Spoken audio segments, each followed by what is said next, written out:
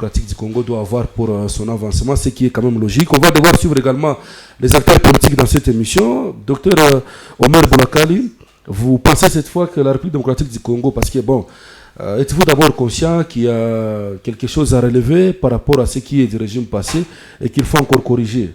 Moi, je pense que tout est à refaire parce que les régimes passés ont montré leurs limites.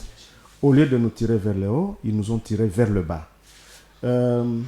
C'est pourquoi quand je suis parti apporter mon soutien au prix Nobel de la paix, j'avais été clair en disant que la classe politique congolaise avait échoué. Parce qu'avant, nous avions eu celle qu'on a appelée la majorité présidentielle avec Kabila au pouvoir. Il nous a produit des guerres, des groupes armés, des pillages, la paupérisation, ainsi de suite. Et moi, j'étais à l'opposition. Pendant que mon frère Amos était à la société civile. Oui. Nous nous sommes dit, avec l'opposition, nous pouvons changer les choses parce qu'il y avait de très beaux discours. Mais quand l'opposition que nous sommes, nous avons pris le pouvoir, ça a été pire. Amos a dit que rien n'a changé. Moi, j'ai dit que beaucoup de choses ont changé, mais ont changé négativement. Parce que, un seul exemple, le M23 qui était déjà chassé a été récupéré. Et pour votre information, le M23, branche politique, est membre de l'Union sacrée. Donc soutient Félix Tshisekedi. Pendant qu'on nous chante à longueur de journée que le M23, branche militaire, est en train de combattre Tshisekedi. C'est une blague, mais malheureusement une blague qui tue nos concitoyens. Donc les choses ont régressé. Moi, je pleure chaque fois que j'entends le chef de l'État dire qu'il attaque le Rwanda.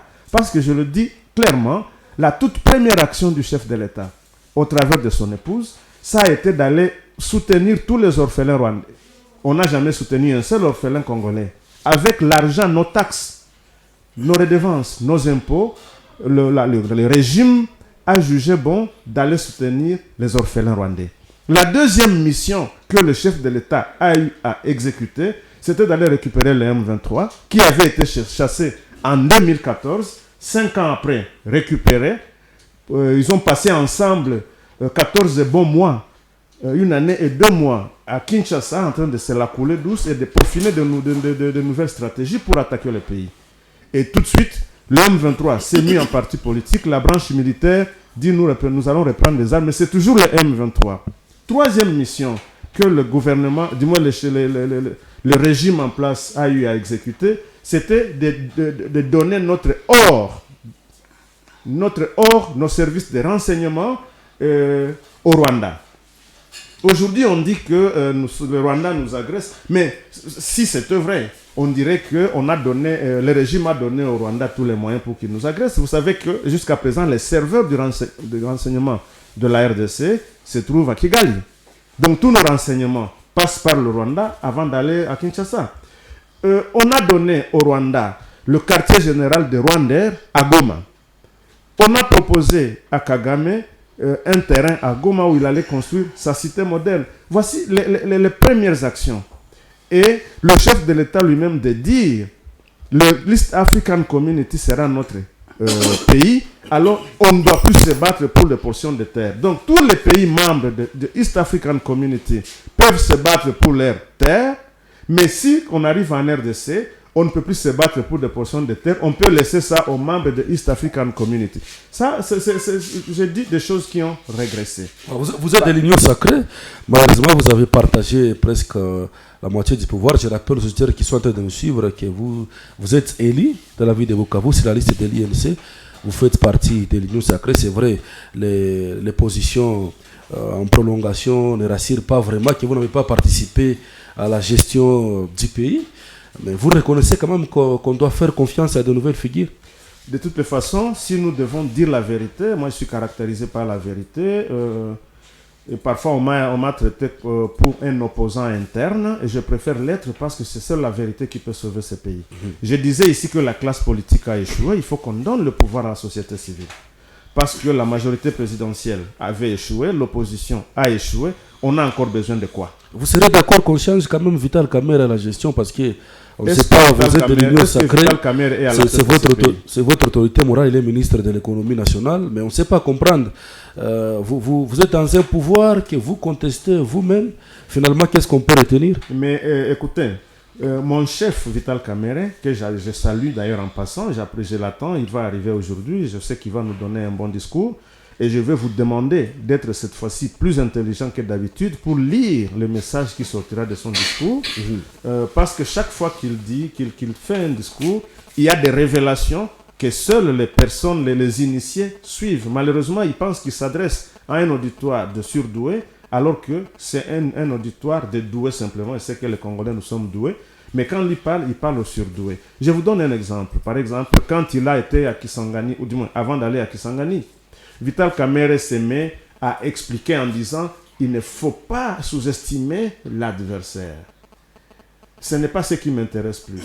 Mais quand il veut lancer un message à nous, ses frères swahiliphones, il dit écoutez, chez nous on nous a éduqués dans l'amour. Nous nous aimons. Si vous rencontrez votre frère de Kisangani en Europe, vous dites salut mon frère.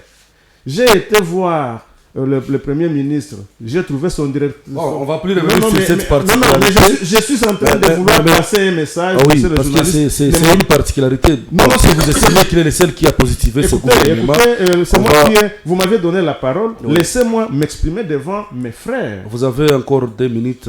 Effectivement, mais quand il dit j'arrive dans le bureau du Premier ministre, je trouve qu'il y a le directeur de cabinet. Je dis celui-là aussi, Ngondanko, c'est mon frère. Mais donc, il prend les deux extrêmes, ou tous les extrêmes, de la zone swahiliphone en disant « nous sommes des frères ».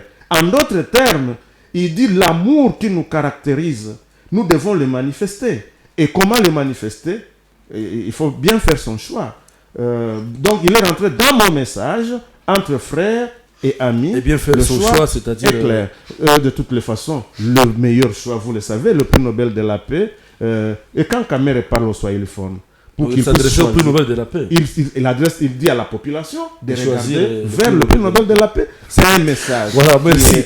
On va donner la parole à Claude Rubago, qui est également dans cette émission. Bon, il est de l'Union sacrée avec Hans. Claude, vous pensez aussi qu'il y a des défis à relever? Parce que, bon, pour Dr Omer, le choix, en tout cas, il faut, même Kamerhe a recommandé qu'on puisse choisir le prix Nobel de manière intelligente et sage pour les changements et les salis. Vous estimez réellement qu'il y a quand même des défis à relever? Parce qu'avec cette nouvelle classe, parce que bon, vous êtes parmi les candidats jeunes au niveau de la ville de Bukavu, avec la nouvelle classe, je suis sûr que vous aspirez au changement, je sais. Mais au niveau de l'Union sacrée, reconnaissez-vous avoir quand même échoué dans certains aspects? Alors, moi, je vais dire tout simplement qu'on est en train de construire un pays. Oui. Un pays qui a aussi une petite expérience dans la démocratie. Et je n'aimerais pas parler des individus, mais plutôt je suis en train de parler du Grand Congo, des institutions fortes. Tout à fait. Nous sommes déjà à notre presque 4e cycle électoral. Et je pense qu'il faudrait faire l'état des lieux, de voir depuis 2006 jusqu'à aujourd'hui qu'est-ce qui a marché, qu'est-ce qui n'a pas marché dans notre jeune démocratie. Alors, c'est vrai, il y a des discours qui viennent tout le temps, à chaque cycle électoral.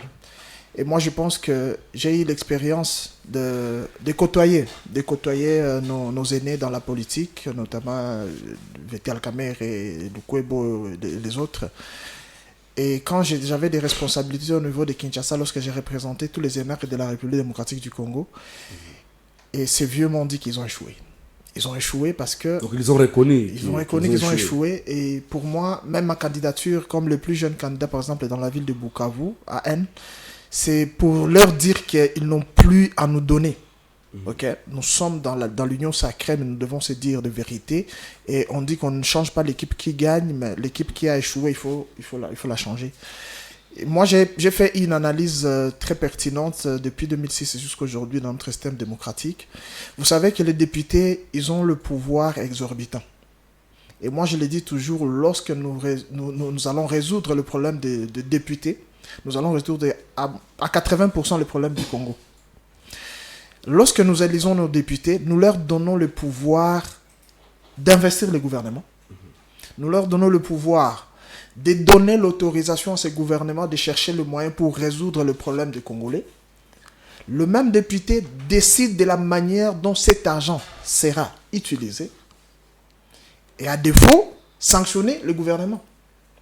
Mais lorsque nous avons un parlement qui devient la caisse de résonance du pouvoir exécutif, nous allons crier, nous allons passer aux élections chaque cycle et rien ne changera. Est-ce que vous savez, les auditeurs qui nous suivent, est-ce que vous savez que chaque cycle électoral, nous renouvelons plus de 480 députés nationaux. Mais on change, on renouvelle la classe politique sur le nombre de députés, mais la qualité n'y est pas. Et c'est le combat personnellement que je suis en train de mener. Nous sommes le 15 avril 2022 à l'Assemblée nationale. Je me trouve à Kinshasa parce que dans le cadre de ma fondation, des activités caritatives que je mène depuis Kinshasa, ici à Bukavu, dans d'autres provinces, j'ai constaté une chose, la population n'a plus confiance aux politiciens.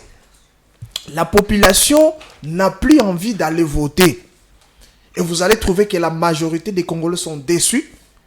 Et d'autres savent réellement que les députés qu'on a élus depuis 2006 jusqu'en 2018 n'ont rien foutu pour la population. Mais c'est que les gens ne savent pas comprendre.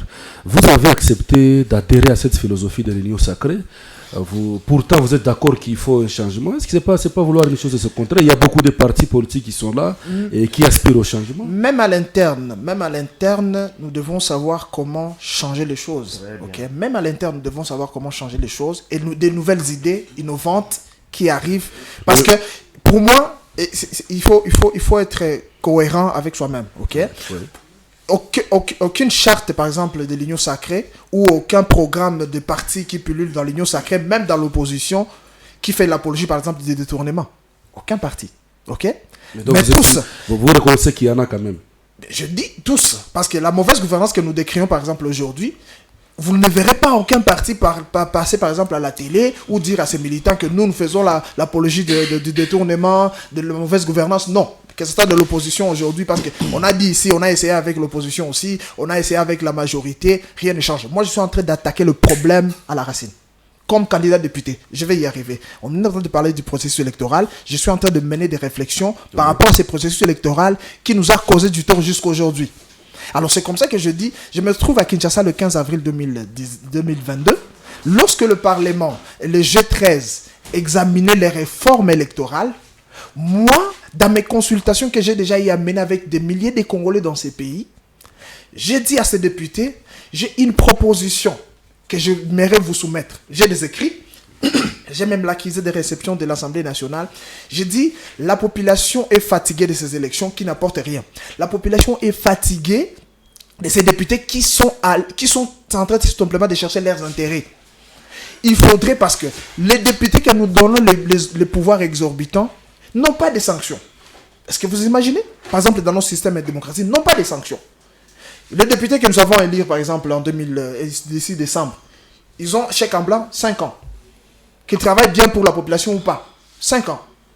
Et ils essaient un peu de chercher comment faire des motions alimentaires, comment se côtoyer avec le pouvoir pour détourner de l'argent. Et ils s'enrichissent et la population reste dans la misère. Comment expliquer que des routes qui n'ont jamais été réhabilitées, construites depuis des années, et nous avons des représentants du peuple, soi-disant qui représentent réellement le problème de la population? C'est pourquoi moi je suis en train de proposer, comme d'abord candidat député national, qu'on puisse introduire dans la loi électorale le scrutin révocatoire des élus. C'est très important. Ça s'est fait dans d'autres pays. Ça risque de tourner vers vous s'il nous faut élu. Je ne serai pas élu toute ma vie. Je ne serai pas député toute ma vie. Ce que je fais, c'est pour les enfants que nous sommes en train de mettre au monde aujourd'hui. Il faut voir les générations à venir. Parce qu'un député qui sait qu'il peut être sanctionné pendant sa législature, pendant même une année, il sera sérieux pour les contrôles parlementaires. Et ça va réduire même la corruption, ça va réduire la mauvaise gouvernance, parce que lui, il a les leviers du pouvoir pour sanctionner celui qui nous gouverne chaque jour.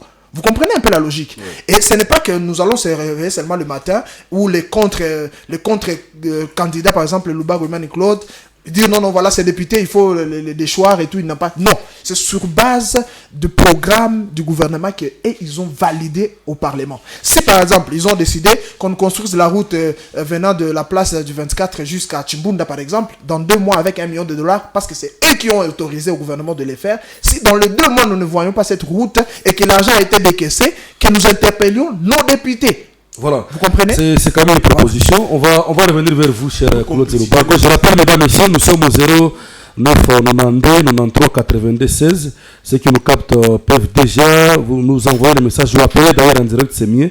Les 09 92 93 82 16 parce que l'émission elle est interactive. Appelez au 09 92 93 82 16. 09 92 93 82 16 pour ceux qui sont en train de nous suivre également sur Facebook en direct mais également sur YouTube. On va tenir compte en tout cas de vos correspondances tout à l'heure là, mais il faut juste nous envoyer le message ou appeler au 09 92 93 82 16 et là on va vous récupérer sans aucune hésitation. On va suivre également le professeur Gustave Natiguera. Prof, rebonjour encore une fois. Bonjour, je vais encore corriger, c'est Mouchagalousa Natiguera Gustave. Voilà, donc il faut que les auditeurs et les électeurs s'habituent déjà. Qui s'habituent à Mouchagalousa Natiguera Gustave. Voilà. Je suis le numéro 239, ouais. Candidat député national pour les comptes d'ensemble pour la République. Voilà, merci. Vous êtes au niveau du parti de Moïse Katumbi, au niveau de la République démocratique du Congo. C'est depuis d'ailleurs longtemps qu'on vous reconnaît cette qualité. Alors, cette question de politique électorale de la République démocratique du Congo, bref, vous estimez qu'il faut encore une fois changer la classe, il y a des choses à relever, il y a des choses à ajouter. Vous pensez qu'il faut carrément poursuivre avec la même logique pour l'émergence du Congo? Merci beaucoup pour la question et merci d'avoir voulu que j'intervienne après les amis de l'Union Sacrée. C'est pas si c'était un choix délibéré. Je salue au passage mon collègue d'LGD avec lequel nous soutenons la candidature de Moïse Katumbi Chapwe. Tout à fait. J'ai suivi avec vraiment attention Amos Bissima, que j'admire beaucoup. Merci. Parce qu'il est parmi les rares leaders de la société civile non candidats. Parce que presque tous ses collègues ont postulé. Donc je salue son courage. En même temps, je salue le courage partiel d'Omer Boulakali. Parce qu'il a soutenu le docteur Mukwege. J'ai dit partiel. Ah, okay. Partiel parce que dans la logique des choses, à l'entendre parler, il est de l'opposition. Ouais. Je pense même qu'il défend mieux l'opposition que nous autres. Alors qu'il est de l'Union Sacrée en principe. Le courage total aurait été qu'il ne soit pas sur la même liste que Vital Kamerhe. C'est là que je dis, c'est dommage. Alors mais quand je suis mon jeune frère Claude, qui dit, ses aînés ont échoué, et il s'aligne avec eux. Moi, je suis agronome. Hein. C'est comme une bonne tomate qui dit, moi, je suis bonne, mais j'entre dans un panier de tomates pourries. Bon, laissons ça. Alors, je suis plutôt de la génération optimiste. Je ne suis pas de la génération pessimiste. Parce qu'à entendre parler des collègues, on peut se demander pourquoi ils postulent. Si vous pensez que rien ne peut changer, alors pourquoi vous êtes là? Si nous faisons l'état des lieux, et en suivant les membres de l'Union Sacrée, on comprend bien que le système a échoué, ou les systèmes ont échoué. D'où l'intérêt vraiment d'agir, pas en s'attaquant aux individus, mais en s'attaquant plutôt au système. Il faut une transformation du système. Oui.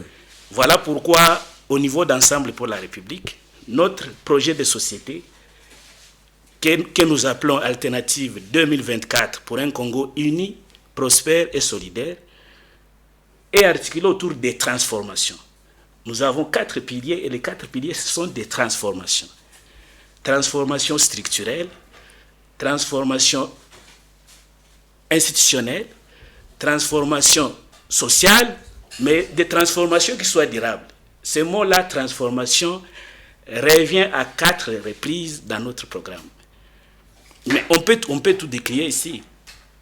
Lorsqu'on parle du système institutionnel, aujourd'hui on parle de notre armée par exemple.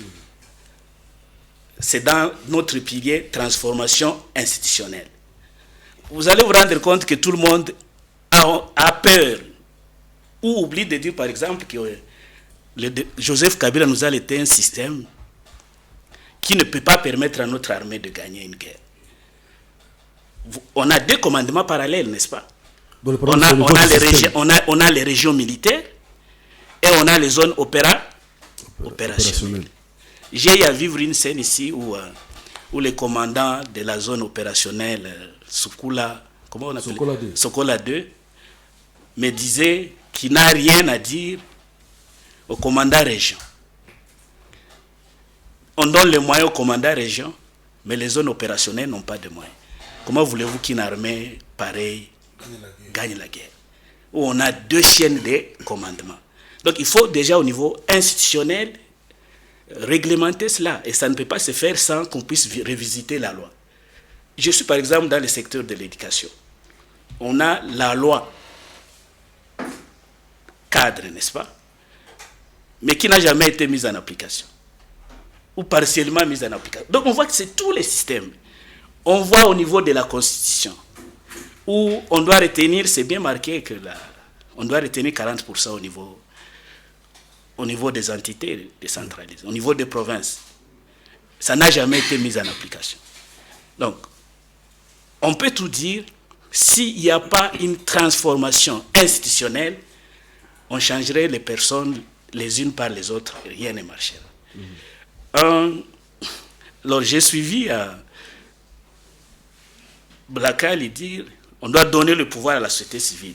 Mais ça serait aussi détruire la société civile, qui cesserait d'être apolitique pour devenir politique. Alors quel sera le contre-pouvoir après? Si on doit donner le pouvoir à la société civile, ça poserait énormément de problèmes. C'est comme le cas du Sud Kivu où toutes ces personnes qui se disent autorités morales ou notables sont dans l'union sacrée. Et tout celui qui se place dans l'opposition devient leur ennemi. Comment on peut avoir une province où tout le monde a une pensée unique? Je ne conseillerais vraiment pas à nos amis de la société civile de devenir tous des politiciens. Or, apparemment, c'est la tendance actuelle. Donc, et là, je ne suis pas vraiment d'accord avec Omer. Vous pensez quand même qu'il faut un changement? C'est possible? Je suis optimiste, sinon je ne serai pas candidat. Je ne serai pas candidat, je suis optimiste. Ensemble pour la République a un projet de société qui est basé sur une transformation, un changement du système. Et je parlais de transformation institutionnelle, transformation structurelle et économique, transformation sociale, et chaque pilier a des objectifs spécifiques que nous allons remplir. Parce que même aussi, et là, franchement, je ne comprends pas non plus nos amis de l'Union sacrée. Les candidats députés qui défilent sur ces chaînes, quand ils parlent, à un certain moment, vous vous demandez, mais est-ce que ce qu'il dit est en harmonie avec le projet de société de son parti président de la République, de son parti politique?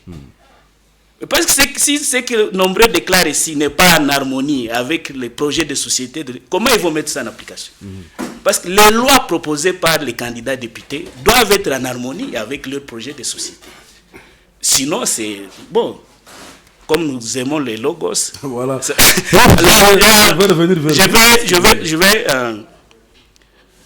Je vais conseiller, quand nous parlons de l'opposition, parce qu'il y a eu un pic, je pense lancé par Amos pour dire, mais les opposants aussi ont échoué.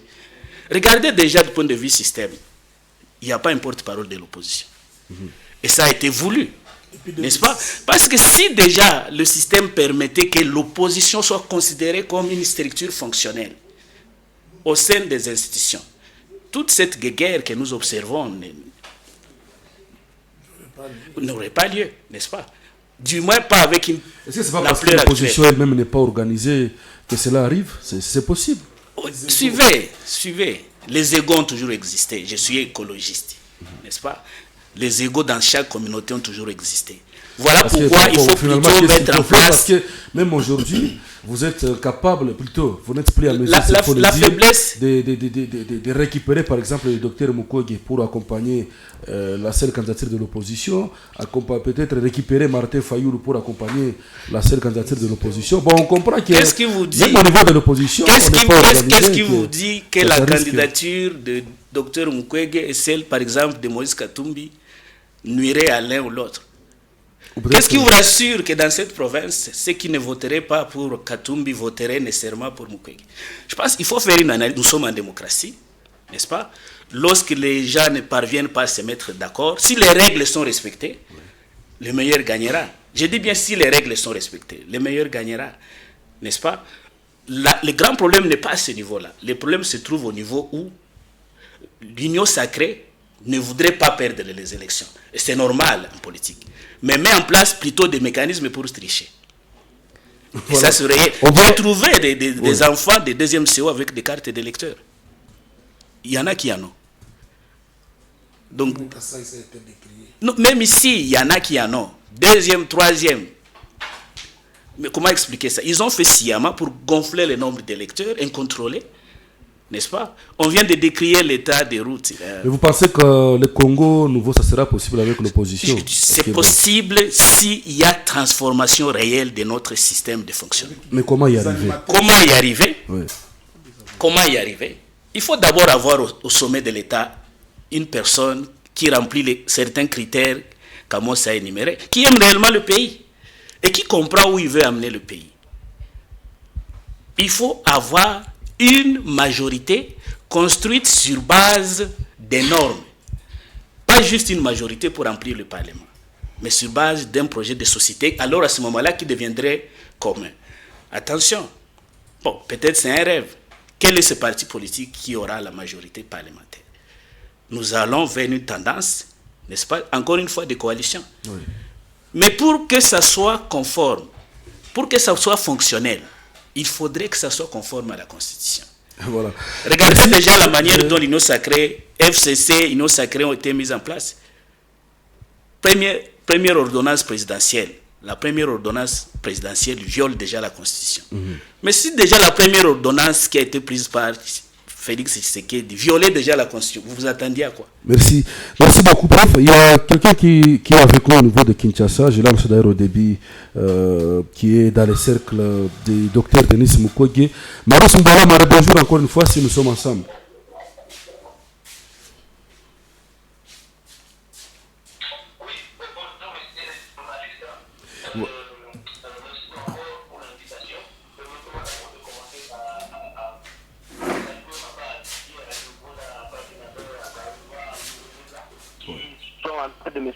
J'ai suivi tous les co-débatteurs que je salue particulièrement l'honorable Boulakali, que j'appelle aujourd'hui l'homme libre, qui n'a pas accepté de cautionner certaines erreurs du passé.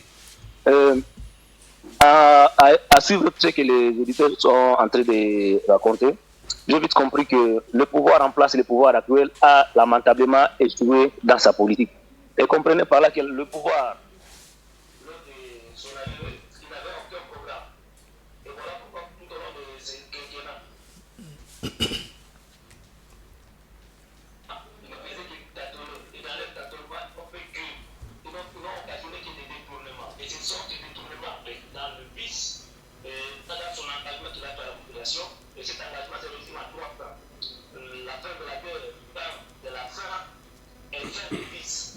Et les détournements dont nous avons été victimes dans ce pays font partie de ce vice-là. C'est pourquoi j'appelle à la population de s'approprier en dehors de ce programme, de cet engagement de Dr Mukwege et de faire confiance aux élections du 20 décembre.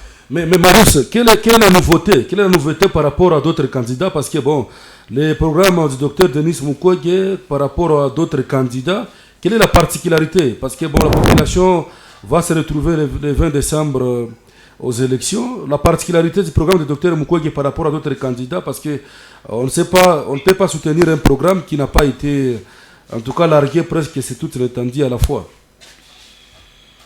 Le programme de Mukwege a une particularité qui commence d'abord à la base de combattre les antivaleurs. Ces antivaleurs-là qui n'ont pas connu à ceux qui, le pouvoir en place, puisse donner ou bien répondre à nos aspirations.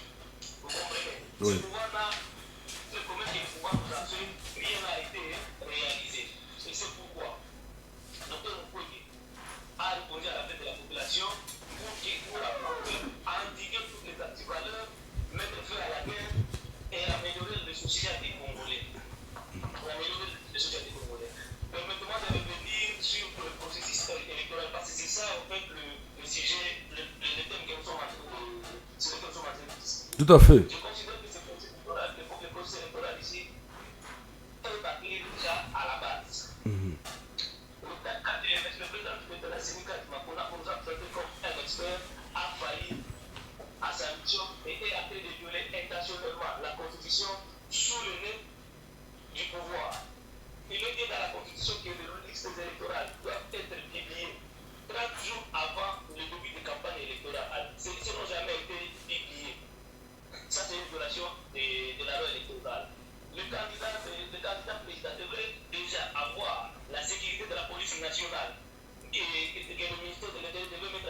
l'opposition.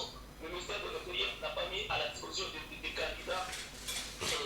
Mais Marousse, autour du candidat Denis Mukwege, où vous êtes, vous avez évoqué toutes ces irrégularités, mais vous avez accepté toujours de poursuivre, il fallait se retirer. Nous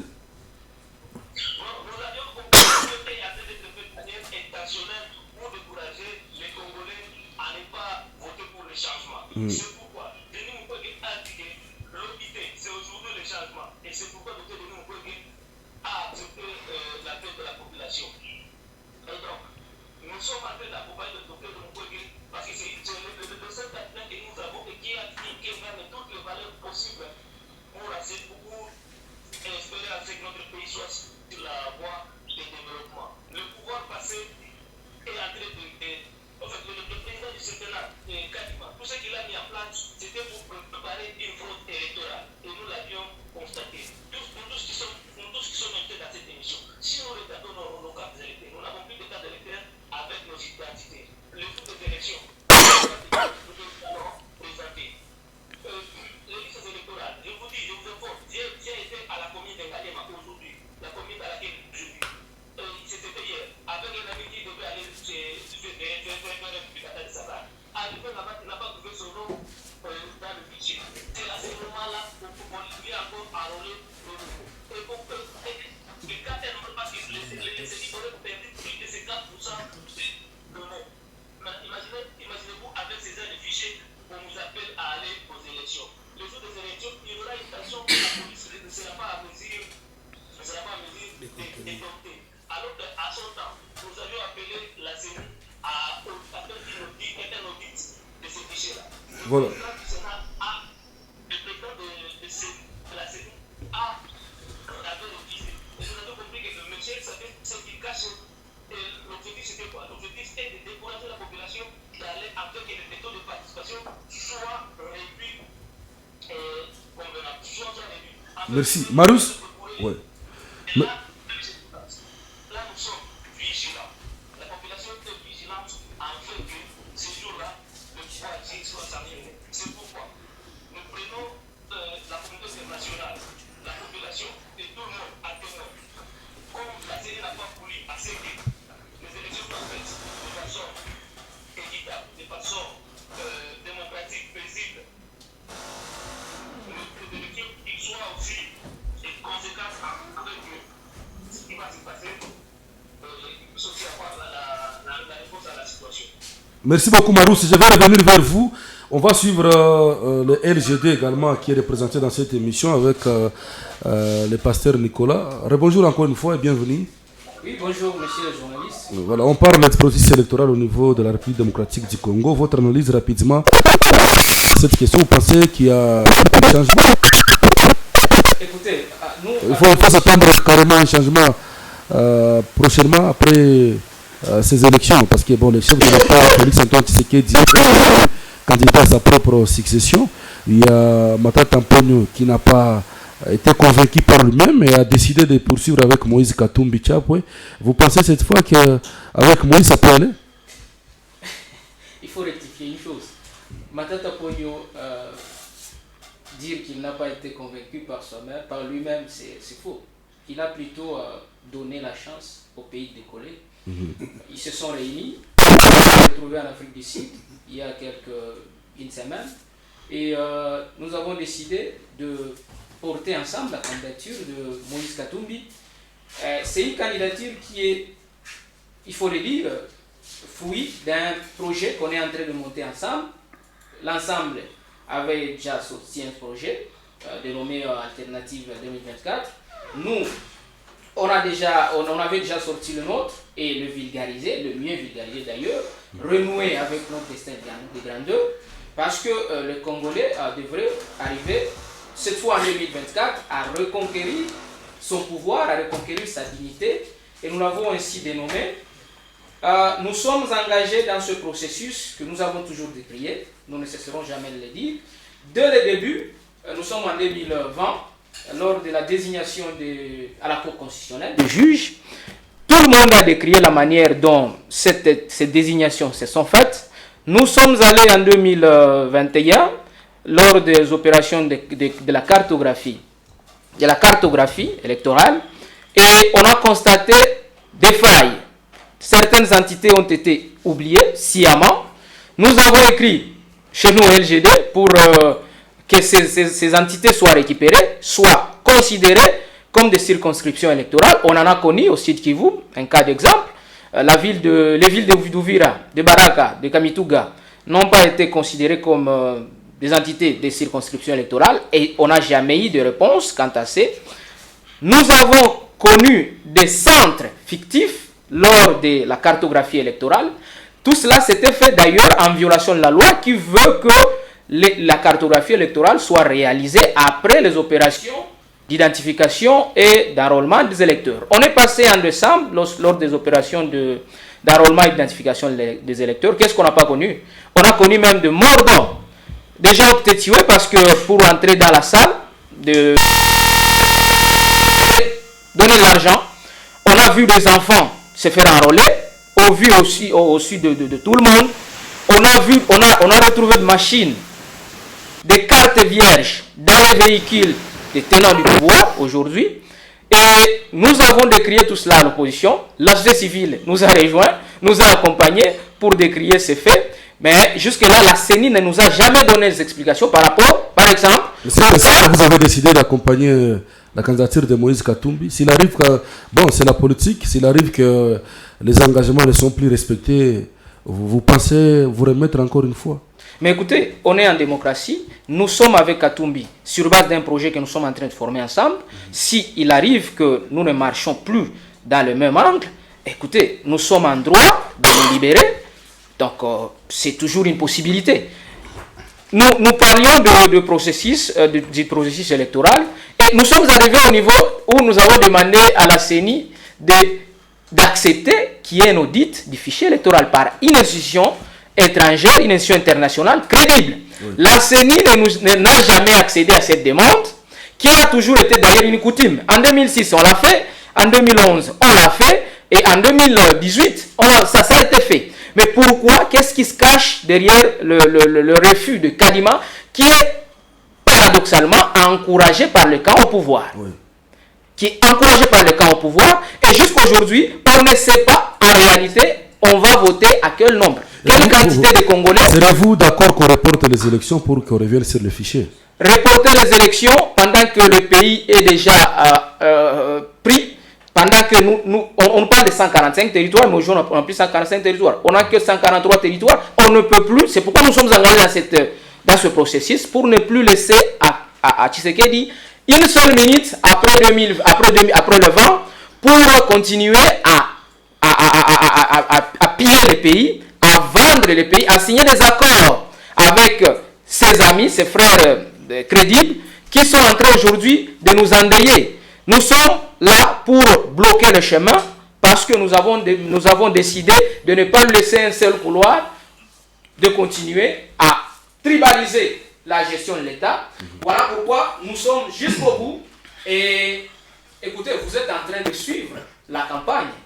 Et elle est aussi entachée de beaucoup d'irrégularités. Les candidats présidents jusqu'aujourd'hui ne sont pas sécurisés. Chaque candidat devrait avoir 25 policiers pour sa sécurité. Vous voyez ce qui est en train de nous arriver dans le camp de Congo Yamakasi, où nous sommes avec Katumbi, Trangyongo, Mwemba et Seth Kikuni jusque-là, et où nous sommes en train d'inviter tous les autres, parce que c'est là l'espoir du Congolais. Nous sommes en train de connaître tous les méfaits, toute la colère du pouvoir. On a tué, le mardi passé, on venait de tuer notre jeune maître Dido Kakisingi, parce que tout simplement, il a accepté de mobiliser pour le candidat de changement. Parce que tout simplement, il a décidé de porter la voix de ceux qui ne peuvent pas parler. Et tout cela n'arrive qu'au camp Matata et Katumbi. C'est une régression de la démocratie. On ne doit pas museler l'opposition.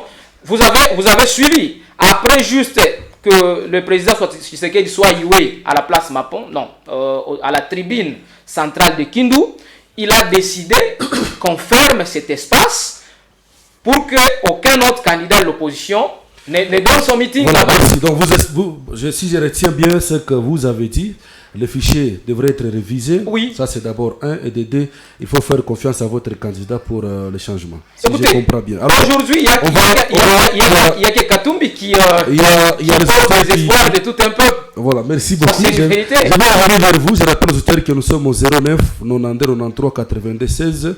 09 92 93 82 16. Le temps que Omer Boulakali puisse répondre à cet auditeur qui voulait savoir la particularité une fois élu. Ce que vous n'avez pas fait quand vous étiez élu comme candidat. Est-ce que les politiciens ne peuvent pas se mettre ensemble pour étudier la question du taux d'échange? Voilà autant de questions. C'est que donc l'auditeur depuis Chimpunda qui demande ce que vous allez faire des particuliers, contrairement à ce qui était. Attends, on va récupérer d'abord cet auditeur en ligne. Oui, alors vous nous appelez à partir d'où? Alors, moi je suis Vianney Matabaro, je habite à Chimpunda, mais je suis au Tafula. Oui, bienvenue cher Vianney Matabaro. Intervenez. Ok, je sais bien, c'est ma première pour la qualité des Moussalés, nous on va débiter. Au moins pour la qualité vous allez le gagner. En tout cas, de ce que vous voulez que pour des gens, je vois pour moi, à l'année pour l'année. Pour dire, vous avez dit que la spécialité à la Kinshasa. Bon, je crois on va revenir kwanza ku sujet yenye tuko tunaongea. Inchi haiko president wa republique quand même. On peut revenir kwanza ku tuko tunaongea. Ndio.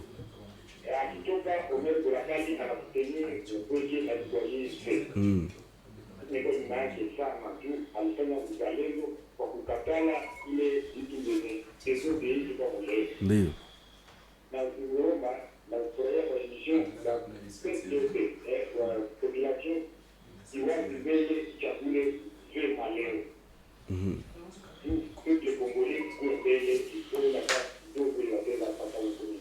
Asante sana.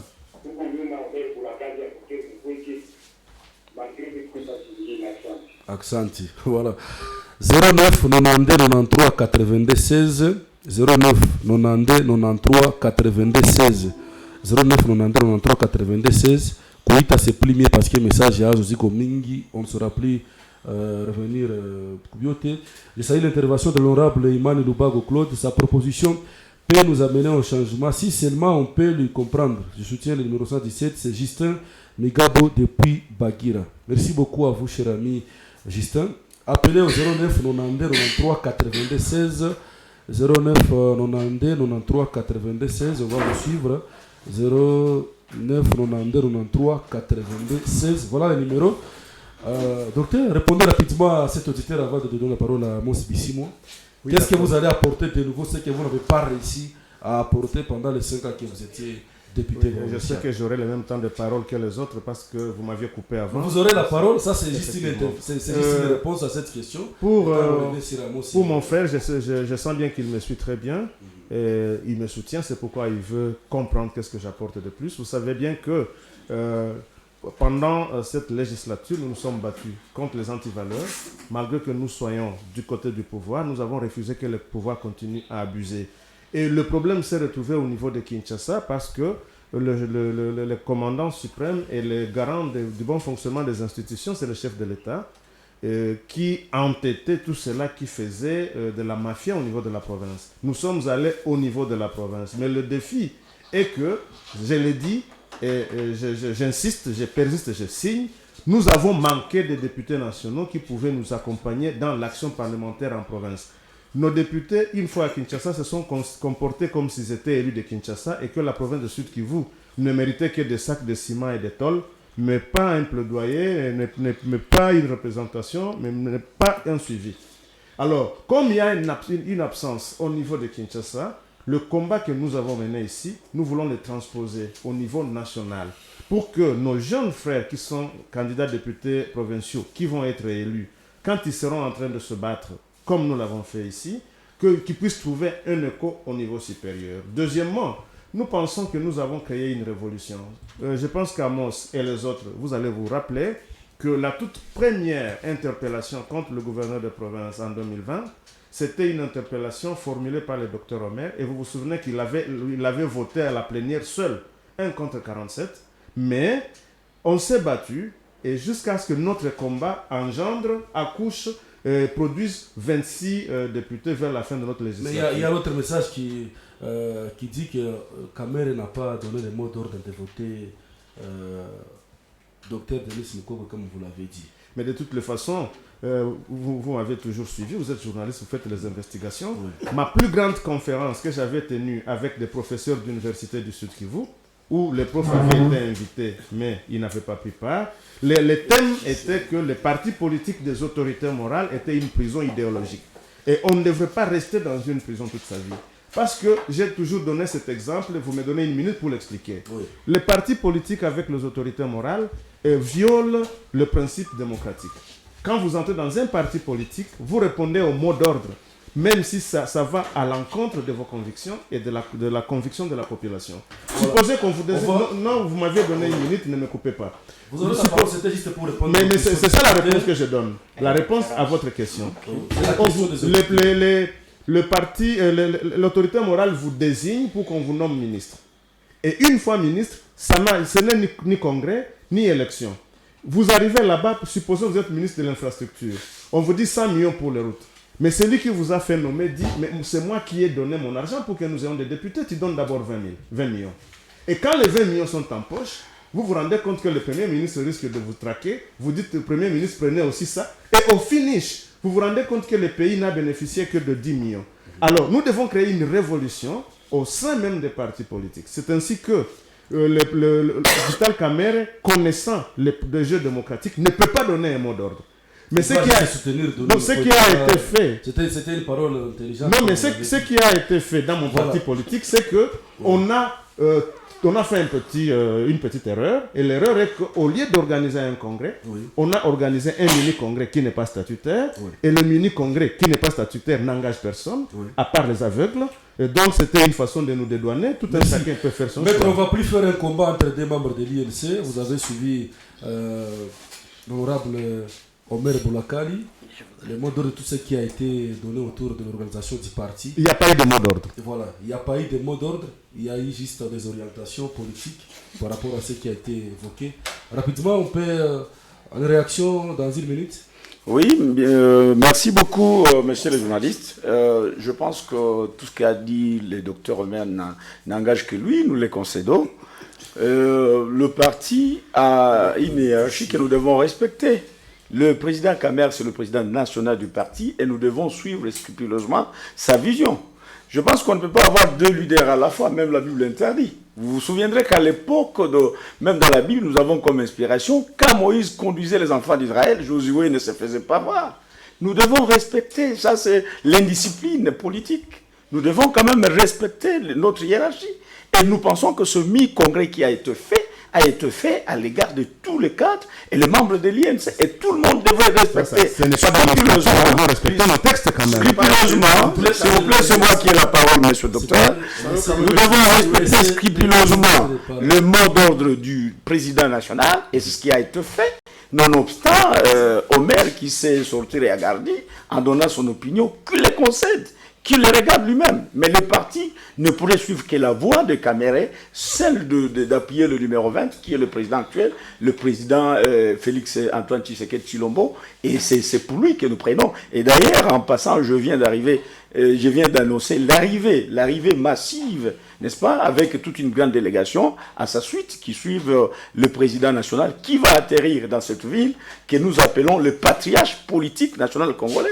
Il est en train d'arriver et vous verrez que tous les gens sont derrière cette icône politique, n'est-ce pas, pour accueillir, et nous disons que l'Azim Aishima Erudie. Ça, c'est un baba politique, nous devons le respecter. Et vous allez le voir vous-même aujourd'hui à la place du 24. Comment la population s'est mobilisée pour attendre cette icône, ce que j'appelle le patriarche politique congolaise que nous appelons Vital Kamerhe. Voilà, merci. À moi, spécialement moi une minute rapidement avant de donner la parole au candidat. Merci. Déjà... En fait, quand vous essayez d'analyser le propos de nos politiques, vous avez difficile encore à analyser. C'est horrible. C'est révoltant. Parce que des fois, je me pose la question, est-ce que nos acteurs politiques se battent pour le vrai changement ou chacun se bat pour qu'il n'y ait pas de Aujourd'hui, on parle de 21 000 $, 36 000, d'ailleurs, il y a ceux qui disent 50 000 au niveau de l'Assemblée nationale. À la présidence, n'en parlons pas. Et c'est là que j'ai beaucoup condamné ceux qui nous gouvernent aujourd'hui. Parce que si réellement le peuple d'abord serait leur guide, comme slogan, en arrivant, on devait d'abord attaquer la réduction des trains de vie des institutions. J'essaie de le dire. Ça ne s'explique pas que dans ce même pays, qu'il y ait des citoyens qui vous toucheraient 2 millions de $, 350 000, 300 000. Arrivé à l'Assemblée, voir comment les gens jouent avec l'argent du contribuable congolais. Le ministre vous touche 50 000 $ au-delà. Et le même sorcier politique accepte de donner à un militaire qui se bat au front matin, midi et soir, à un policier, à un enseignant, 240 000 francs difficilement. Ça, c'est de la sorcellerie. Donc il faut carrément que ça change. Parce que bon. C'est là que j'ai dit, je suis totalement d'accord avec ce que le professeur au niveau de la société civile, a évoqué. Je vais y arriver. Quand il a parlé de transformation, je pense seulement la transformation institutionnelle. Nous devons apprendre à respecter nos textes. Très bien. Tant que nous serons dans un pays où on ne respecte pas les différentes institutions, c'est un problème sérieux. Aujourd'hui, l'exécutif prend en otage toutes les autres institutions. C'est là que je vais devoir donner un conseil à mon grand frère Lubago. Musée, tous vos collègues ont toujours eu cette même intention. Mais dès qu'ils arrivent, il y a ce qu'on appelle pesanteur politique. Il y a ce que vous appelez dans vos partis discipline politique. Il y a ce que vous appelez dans vos partis mot d'ordre. Il vient de l'évoquer. Mot d'ordre. Attends au cours que l'intention y a. Tu ne parleras même plus. Et là, tu commences à ne voir que tes intérêts personnels. À part le docteur Omer, hein? Tu as bien parlé, ça reste à vérifier aussi. Tu as bien parlé en évoquant la question de la caisse de résonance. L'Assemblée nationale, le Sénat. À quoi nous servent ces institutions? C'est l'Assemblée nationale qui est le patron budgétaire. Comment comprendre que dans un même pays, il y a un individu qui vous toucherait 2 millions de $, à part les avantages liés à son poste? Comment comprendre ça? Ça ne s'explique pas. Ça ne s'explique pas. Au fait, vous avez posé, le professeur Mouchagaloussa a dit, peut-être c'est lui qui a mal compris, qu'on a dit qu'il faut qu'on donne le pouvoir à la société civile. Omer a dit à quelqu'un qui vient de la société civile, parce que la société civile n'a pas de pouvoir. Nous sommes des structures de pression. Et c'est pourquoi, et je suis en train de le dire à mes anciens collègues, si vous êtes parti pour le changement, je suis d'accord avec vous. Parce qu'à la société civile, il n'y a pas de décision. Nous sommes là pour dénoncer, pour alerter. On peut alerter la route Mouengande, là vraiment très, très avancée, Bukavu, Fizi, la voirie urbaine de la ville de Bukavu, mais ce n'est pas à nous de construire cette route. Non, nous dénonçons. Je voulais dire un mot. Vous avez posé une bonne question, c'est là que je vais citer. Vous avez posé une très bonne question. Oui, alors c'est qui vous nous appelez à partir d'où? Allô?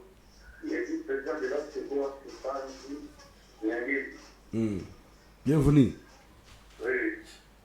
Je voulais juste parler de notre candidat de l'opposition. Moïse Katumbi et notre candidat à la députation nationale, Mouchagaloussa, numéro 230. Ok. Je voulais juste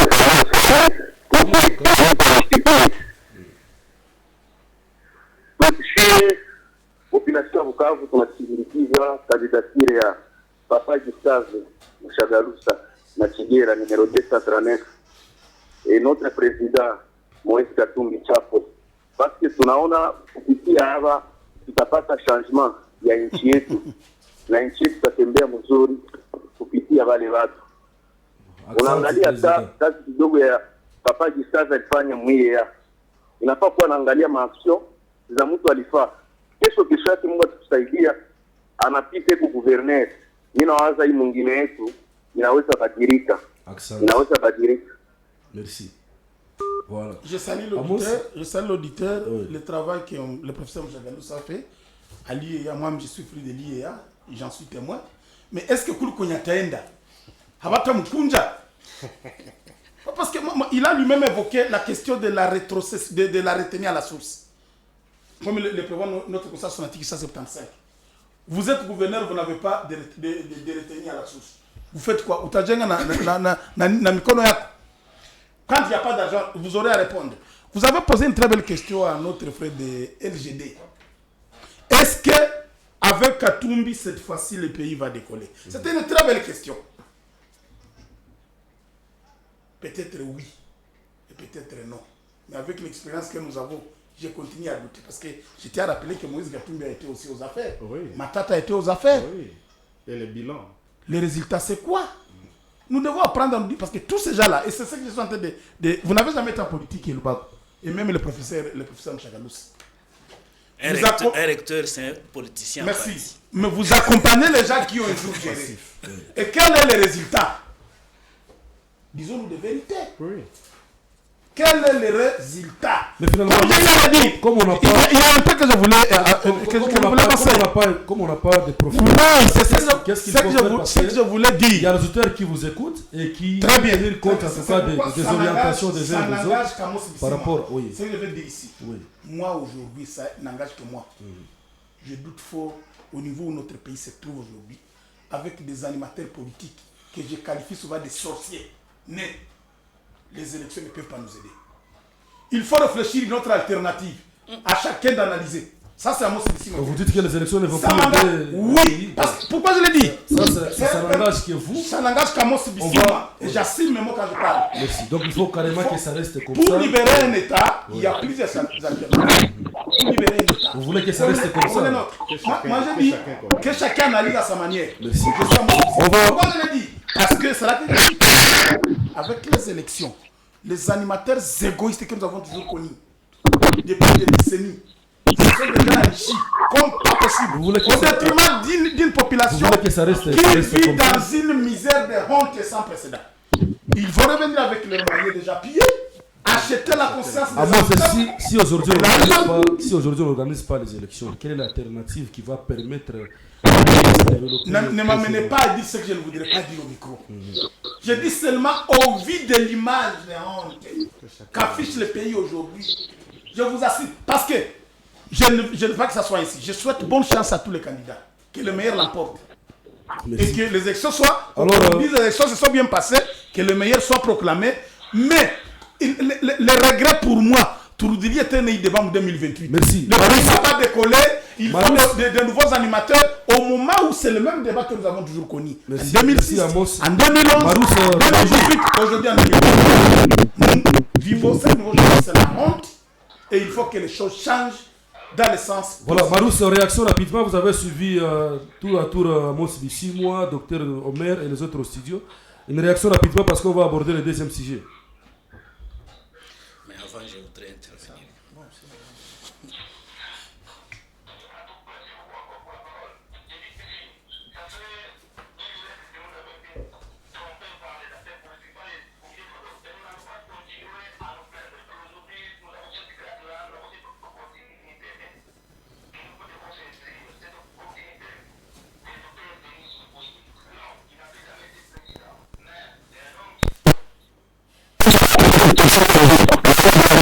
Du Congo. La souffrance des Congolais dans de grandes tribunes au niveau international.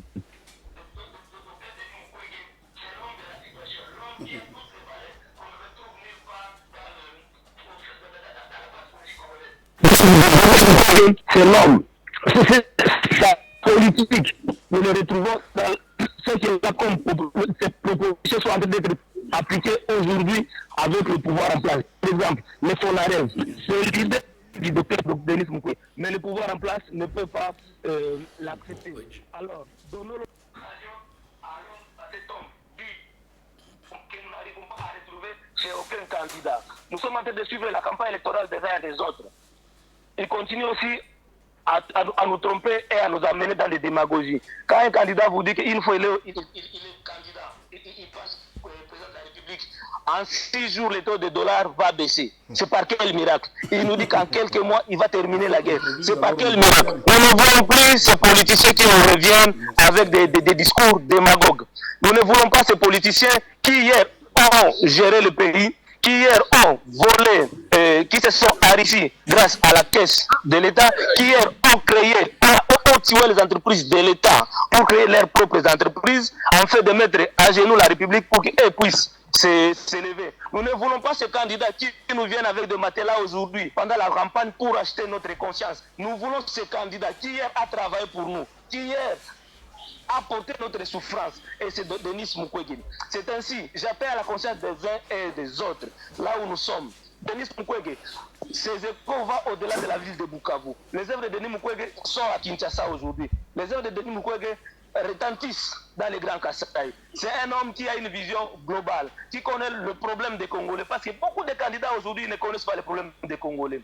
Mais au moins Denis Mukwege, dans les tribunes des Nations Unies, dans les tribunes de l'Union Européenne, partout là où il passe, il explique les problèmes des Congolais. Et c'est là qu'il a vu que non, en restant quelqu'un qui met le plaidoyer, il n'arrive pas à répondre aux problèmes. C'est pourquoi la population l'a appelé pour qu'il lui soit acteur. Et c'est nous la population qui donnons la légalité, qui donnons l'impérium. C'est nous la population qui avait donné l'impérium à ce pouvoir ici qui est en délinquance. C'est nous qui allons prendre encore cet impérium-là et les donner au docteur Denis Mukwege, afin que le docteur Denis Mukwege puisse travailler pour nous. Nous avons aujourd'hui des politiciens qui, au lieu d'être redevables à la population, ils ont rendu la population redevable à leur cause.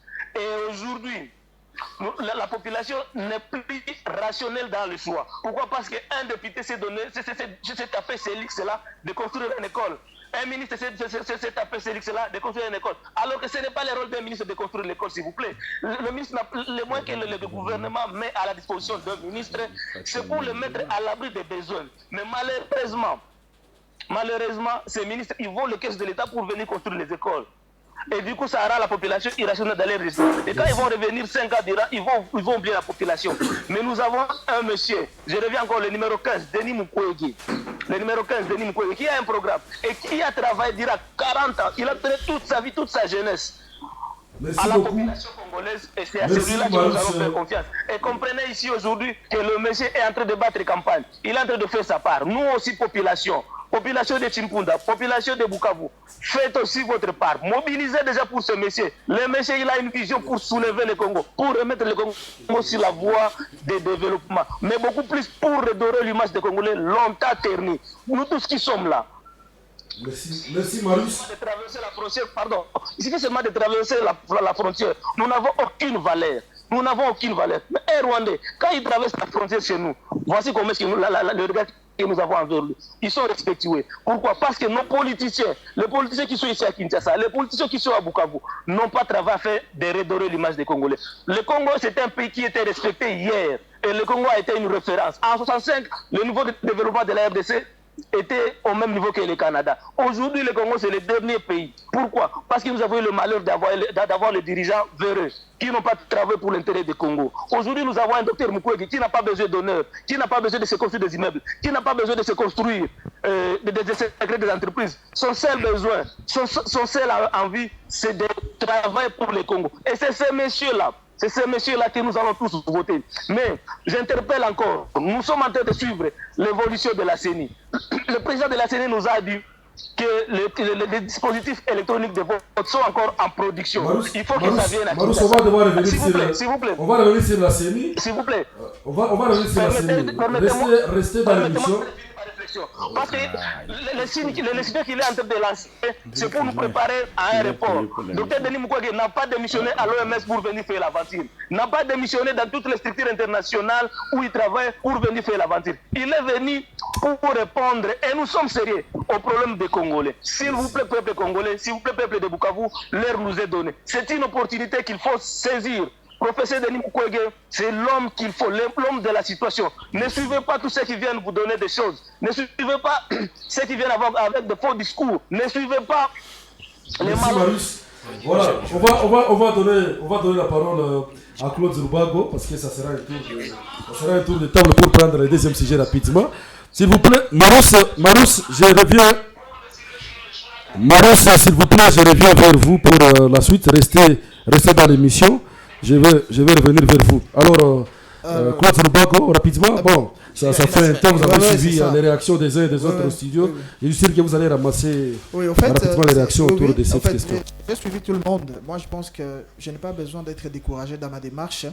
Et on a suivi ici des interventions de tout un chacun, présenter les programmes de parti. Oui, moi, je ne suis pas porte-parole d'aucune structure ici. Je suis venu comme analyste politique, comme candidat dans la ville de Bukavu numéro 177. Et je suis en train d'examiner qu'est-ce que je peux apporter comme candidat député national, parce que je constate que c'est une institution. Le Parlement, c'est une institution qui a de pouvoir exorbitant, et c'est là où je compte amener mon combat. Ok? Le changement commence par quelqu'un. Ok? Alors, c'est pour moi une occasion ici de dire encore une fois, nous allons attaquer le problème institutionnel. C'est là. Parce que ici, l'opposition va venir, il va dire aussi, non, voilà, c'est nous. Et après, comment réellement? Et je suis en train de cibler l'institution et les animateurs des institutions. Parce que nous avons évoqué ici la question d'enrichissement illicite des politiciens et tout consort. Quelle solution que nous devons apporter? Moi, par exemple, en tant que parlementaire, parce que je présume que je veux devenir parlementaire, mais qu'est-ce que je découvre dans notre législature, par exemple, dans notre arsenal juridique, le faille pour y apporter des solutions? Parce que nous sommes dans une société qui est gérée par des lois et nous devons savoir comment les peaufiner et les améliorer. C'est pourquoi, moi, parce que aujourd'hui, on est en train de dire, non, voilà, il y a des gens qui viennent de la société civile, de l'opposition, ils veulent entrer dans la politique. Pour quel but? Est-ce que ce n'est pas pour s'enrichir illicitement ou réellement pour servir le pays? Parce que si nous n'avons pas de patriotes, ce pays ne va pas décoller. C'est pourquoi, encore une fois, parce que comme candidat député national, je suis en train d'examiner encore une fois, parce que dans notre code pénal congolais, il y avait ce qu'on appelait la confiscation générale des biens. Vous comprenez? C'était une sanction, c'était une peine. Mais on avait extirpé ça dans notre code pénal congolais. Le politicien, pour s'enrichir illicitement.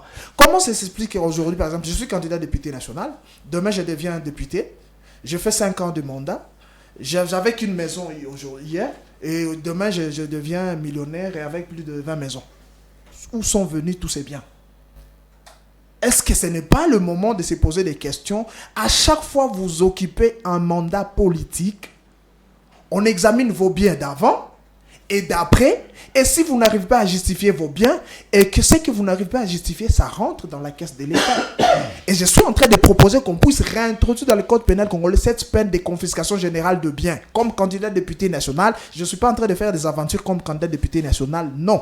Parce que je le répète, je le redis, aucun parti politique, aucune plateforme politique va vous dire qu'eux ils ne sont pas là pour le changement. Non, c'est faux. Tout le monde va dire qu'il est là pour le changement. Mais moi, je suis en train de déceler le faille et je les ai identifiés. C'est pourquoi je suis en train de proposer. Premièrement, qu'on puisse commencer à sanctionner les députés par le scrutin révocatoire des élus. Deuxièmement, qu'on puisse réintroduire dans les codes pénals congolais la peine de confiscation générale des biens. On ne va pas trouver des aventuriers dans la politique parce que tout le monde va commencer à investir ailleurs. Je sais que je dis tout le monde. Mais oui, tout ça c'est traçable, non? Tout ça c'est traçable. Tout le monde va commencer à venir dans la politique pour réellement servir la population. D'abord, c'est les deux points-là qui me tiennent à cœur comme projet électoral que j'ai. On va parler des routes ici. Moi, j'ai travaillé au ministère du Plan. Moi, j'ai travaillé, j'étais cadre. Et le prof qui est à mes côtés, je pense qu'ils sont avec l'ancien ministre du Plan, Olivier Kamita. Tous sont dirigés dans ce pays. Je ne veux pas parler de ce qu'il a fait dans ses ministères. Je ne sais pas ce qu'il a fait dans ses ministères. Et c'est pourquoi. Parce que pour résoudre le problème de ces pays, il faut aller en profondeur. On ne peut pas avoir des gouvernements qui viennent, qui recommencent à zéro. Dans la planification. On va parler des routes ici. Pourquoi ne pas avoir une loi relative à la planification dans ces pays? Parce que même si aujourd'hui un autre président arrive, qu'il s'aligne sur cette loi de planification pour le développement du pays. Oui, allô, vous nous appelez à partir de... Oui, allô. Ni nani unatuita kutoka wapi?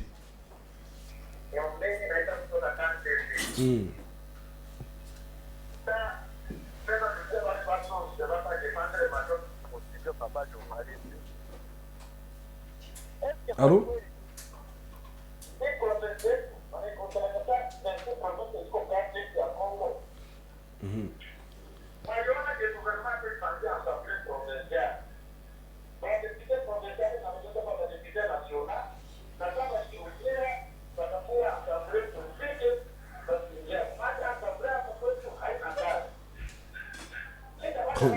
Merci.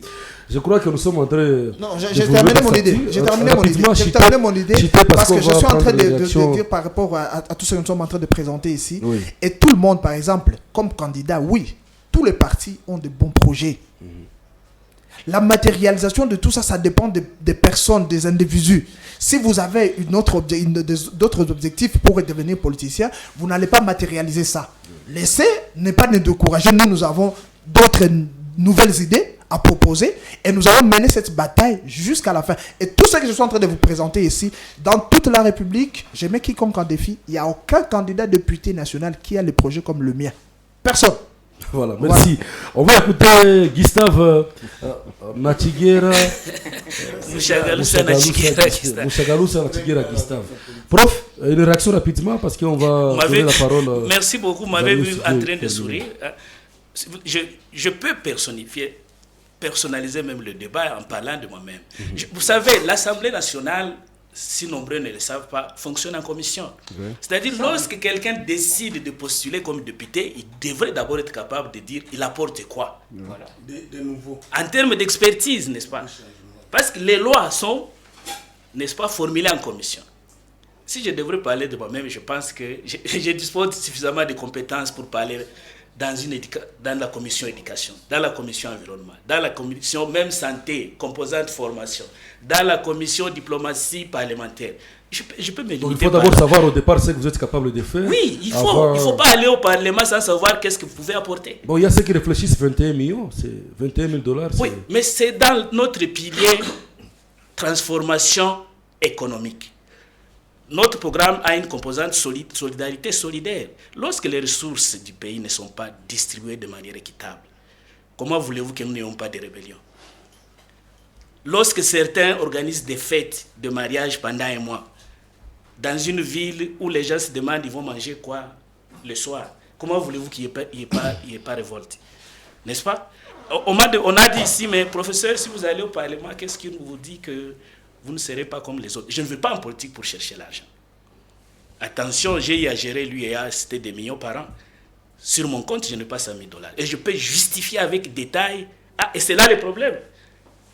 Je peux justifier avec détail mon revenu.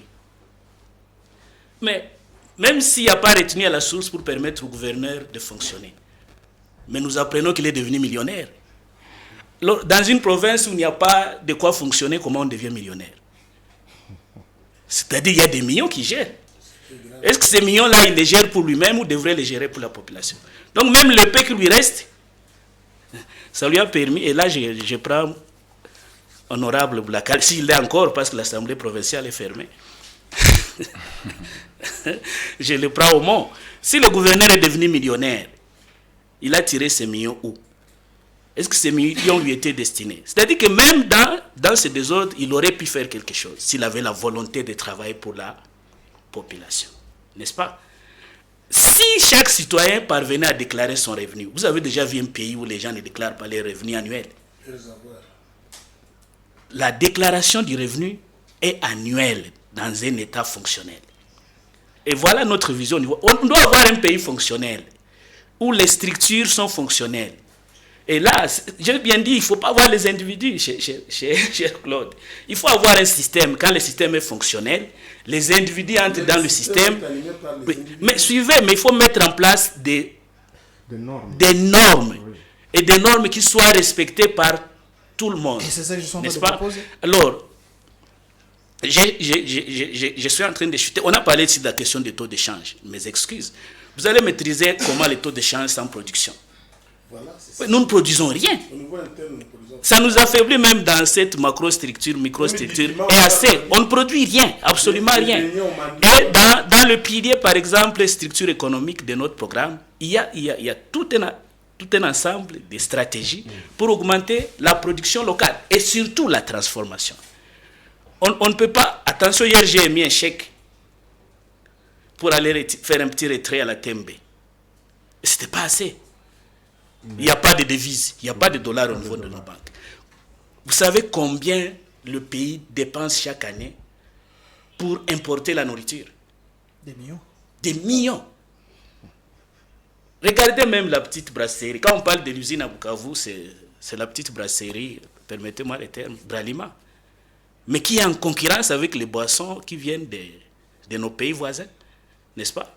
Alors, comment voulez-vous que cette brasserie soit durable lorsqu'elle est en concurrence avec... Oui. Donc, toute mesure qu'on peut prendre aujourd'hui en termes de réduction, de diminution du taux d'échange ne sera qu'une mesure conjoncturelle et pas durable. Voilà pourquoi nous avons parlé d'une durabilité. Les actions à mener doivent être des actions durables et non conjoncturelles. En fait, le pays fonctionne au jour le jour. Il y a un problème, on le résout. Je vais aller au niveau même de notre assemblée, une autre faiblesse qui s'observe. On crée des commissions pour constater les détournements. Quels sont les mécanismes qui sont mis en place pour assurer le suivi de l'exécution, par exemple, budgétaire? N'est-ce pas? Et c'est là où je m'attaque à mes amis de la société civile. S'il y avait, et il devra y en avoir, une bonne collaboration entre la société civile et l'opposition, n'est-ce pas? Entre la société civile et le Parlement, qui permettrait qu'on puisse retracer les fonds qui sont alloués aux provinces. On pourrait éviter les détournements. Merci. Nos parlementaires constatent les détournements. Nous espérons qu'avec vous, une fois élu, toutes ces théories, parce que je rappelle l'émission est enregistrée. Il y a une autre question à laquelle je n'ai pas répondu, parlant de Moïse Katumbi. Oui, après 10 ans, laissez-moi quand même y revenir parce qu'on a trop parlé. Oui. Attention, pour gagner, il faut avoir la volonté d'être président de la République, mais il faut à l'opposé avoir les moyens pour gagner les élections. Le premier moyen pour gagner les élections, c'est l'électorat. Vous pouvez avoir toutes les bonnes idées possibles. Mais si déjà vous n'avez pas une assise populaire, vous allez gagner les élections comment? Ça reste un rêve. Et parmi les candidats de l'opposition, la personne qui peut dire qu'elle a cette popularité au départ, c'est Moïse Katumbi. On peut rêver, mais vous avez parlé de presque tous les déficits gouvernementaux de ces pays. Quant à la gratuité de l'enseignement dans certaines écoles, les élèves n'étudient plus comme à l'épée Antonio de Panzi par exemple, où les enseignants ne viennent plus car non payés. Qu'en dites-vous? Bon, ça c'est un cas particulier, c'est tout ce qu'on déplore ici. On a besoin de changement, mais comment y arriver? Ce sont des analyses qui se font d'ailleurs au studio. Maître, on va commencer avec vous le deuxième sujet. La dégradation de nos routes dans la ville de Bukavu. Les candidats qui ont difficile même à atteindre Kamituga, ils ont difficile à atteindre Walungu. Vous pensez clairement que, bon, nous étions incapables, ou du moins, vous au niveau de l'Union sacrée, vous étiez incapable de relever les défis par rapport au pouvoir du passé? Je voudrais rappeler ici, monsieur le journaliste, que nous devons conserver les acquis. Et les acquis avec la dégradation des routes? Non, c'est que quelque part, il y a un commencement. Je parle de commencement. C'est que nous devons encore voter massivement le numéro 20 pour, n'est-ce pas, espérer à continuer à conserver les acquis que nous avons au travers du numéro 20, qui est monsieur Félix Antoine Tshilombo, qui est le président actuel. Et à côté de lui, le Mwalimou, qui n'a pas manqué à continuer à, n'est-ce pas, à faire, n'est-ce pas, de choses. Vous avez compris la campagne qu'il est en train de battre. Et parce que j'ai entendu parler de la popularité ici. Et j'espère qu'avec ce gouvernement ici, si je parlais de conservation des acquis... C'est-à-dire pour construire nos routes qui sont à délabrement très avancé, par exemple, faire Bukavu à Lungu, 45 minutes aujourd'hui, ça devient 3 à 4 heures de temps, c'est qu'il faut maintenir Félix Antoine Tshisekedi, conserver les acquis, c'est ce que vous avez dit. Non, c'est parce que oui, c'est ce que j'ai dit. Il y a quand même le plan de sortie de crise, il y a le plan de sortie de toutes ces cacophonies. Et qui demande la reconduction de Félix Tshisekedi. Mais oui, il n'y a que lui qui a la vision de ce pays. Voilà, merci. Il n'y a que lui. On va écouter votre collègue de LGD aussi par rapport à cette question. La dégradation de nos routes, ça vous intéresse aussi au niveau du plateforme ensemble? Congo Yamakasi. Ok, merci. Écoutez, nous avons tourné le débat autour des individus, mais moi je voudrais plus rappeler qu'il y a toujours quelque chose qu'on est en train d'oublier, le système, l'organisation.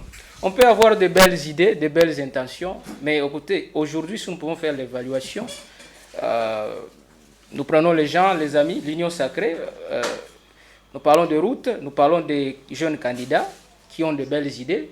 Aujourd'hui, il faut savoir, pour prendre la parole à l'Assemblée nationale, lorsque vous êtes de l'Union sacrée, il faut d'abord que vos dires que vos analyses passent par l'autorité morale de votre parti politique.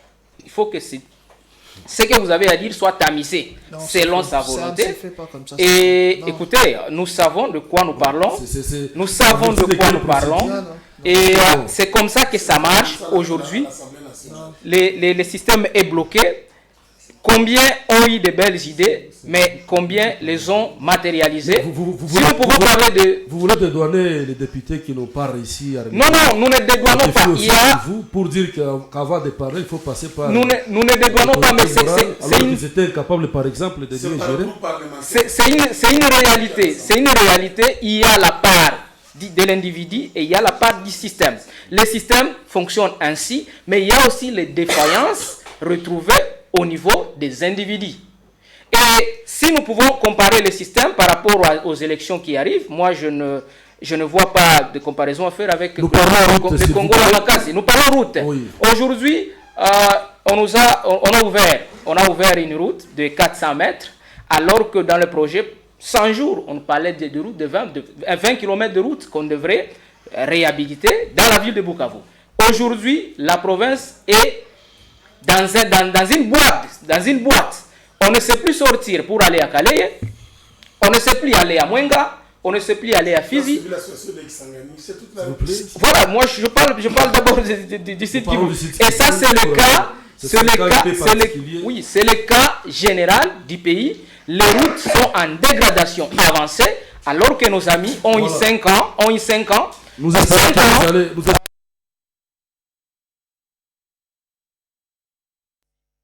nous conduire à renouveler leur mandat. Voilà. Nous avons connu des programmes ici pour lesquels on n'a pas fait d'évaluation et qui nous ont emporté des millions. Et ces gens tous se retrouvent malheureusement dans ceux qui sont en train de chanter préservons les acquis. On va préserver les acquis par le repris de justice. On va préserver les acquis par des gens qui ont signé des accords avec Kagame pour piller les minéraux de Mwenga. On ne peut pas aller avec eux. Oui, merci beaucoup. Les routes et les desserts agricoles qui causent actuellement un problème aujourd'hui. Même urbaine.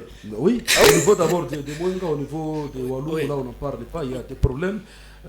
Qu'est-ce qui se passe? Merci. Vous pensez qu'il faut qu'il y ait des réformes dans ce secteur? Oui, merci beaucoup. Heureusement, je suis la personne au niveau de notre parti Ensemble qui a été chargée de faire l'atlas des routes de la RDC. Et je fais l'atlas actualisé jusqu'en mai 2023. Et quand j'étais en train d'élaborer cet atlas, où mon assistant avec qui on travaillait, on a utilisé la télédétection, le système d'information géographique, mais aussi on a utilisé les données de l'Office des routes et au niveau urbain de l'OVD.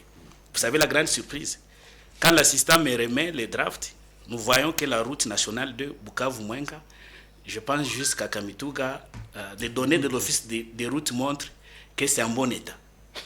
J'ai dit à l'assistant, mais c'est curieux cette donnée. Toi et moi, nous sommes à Bukavu. Comment tu peux me dire que la route nationale jusqu'à Kamituga est en bon état? Oui, mais c'est parce qu'au fait, apparemment, l'argent était sorti. L'honorable maire va nous dire la vérité. Donc, l'argent a été sorti, mais rien n'a été exécuté. Et c'est le fameux 100 jours. Nous appelons Shabunda Bourad.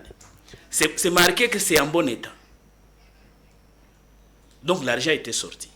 Quand on parle des routes nationales, je pense que les gens de Nio Sacré devraient avoir honte. Au niveau du site Kivu, qu'est-ce que nous appelons route nationale en bon état? On quitte la place jusqu'à Msa. Ça s'arrête. On quitte Major Vangu jusqu'à Nyantende. Voilà ce que nous appelons route nationale au site Kivu en bon état. Entre-temps, nous avons vu, n'est-ce pas, Son Excellence, Monsieur le Gouverneur, à qui je dois tout le respect, nous dire que non, voilà, telle route, nous venons de signer un accord avec les Chinois. Si l'accord a été signé, alors il n'a été exécuté que partiellement, dans sa partie exploitation minière. Parce que nous n'avons vu aucun centimètre de route réhabilitée. Oui, récemment. Ok. Donc nous avons ces projets, nous avons élaboré cet atlas, mais la grande question va être d'où vont venir les ressources. D'où il faut augmenter la production. Oui. Quand nous allons au niveau urbain, parlons quand même de la ville de Bukavu. Je suis candidat député national, bien sûr, mais pour le compte de la ville de Bukavu. En 2010, avec le prof Kachou Karoume, que je prends à témoin, nous avons eu à proposer au gouverneur, qui doit être en train de me suivre de l'époque, je pense que c'était une petite chambre, une source de revenus qui allait aider à disposer de moyens pour construire les 48 km ou 52 km de la ville de Bukavu. Vous savez, c'était quoi comme source? Il fallait identifier à ce moment-là toutes les maisons que nous avons aujourd'hui dans la ville. Vous savez que plus de 60% n'ont aucun document. Vous savez que l'argent qu'on devrait récupérer, vous voyez le plaque minéralogique qu'on a placé sur les maisons. Ça, c'est le projet qu'on avait proposé au gouverneur. Qui avait 3 objectifs. Le premier objectif, c'était d'abord la gouvernance, la gestion administrative de la ville. Vous ne pouvez pas gérer une ville dont vous ne connaissez pas la population. Qui connaît, nous sommes à combien aujourd'hui dans la ville de Bukavu? Vous ne connaissez même pas le nombre de maisons. Nous avons pris soin de mettre une coordonnée géographique. Qu'il faut mettre en place. Des coordonnées géographiques pour identifier chaque maison.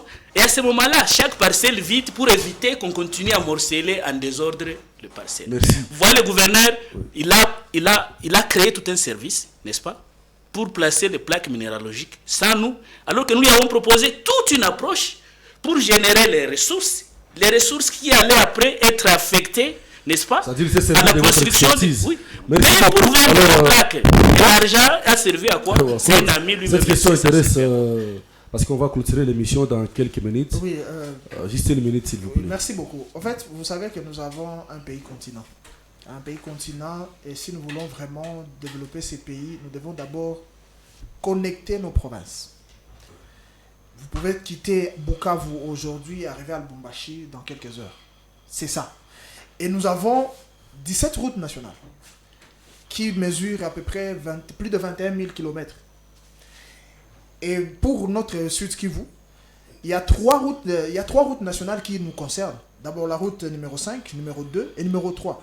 La route numéro 5 va à Bukavu, Kamanyola, Uvira, Fizi, Lulimba. La route numéro 2, Bukavu, Mwenga, Kitutu. Route numéro 3, avec plus de 580 km, qui relie le ville de Kisangani, Lubutu, Walikale et Bukavu. Ah donc, moi je pense que si nous arrivons à mettre ces infrastructures en bon état, ça sera le décollage déjà de nos provinces. Parce qu'aujourd'hui, nous sommes en train, par exemple, c'est tout un système qui s'interconnecte et le développement vient.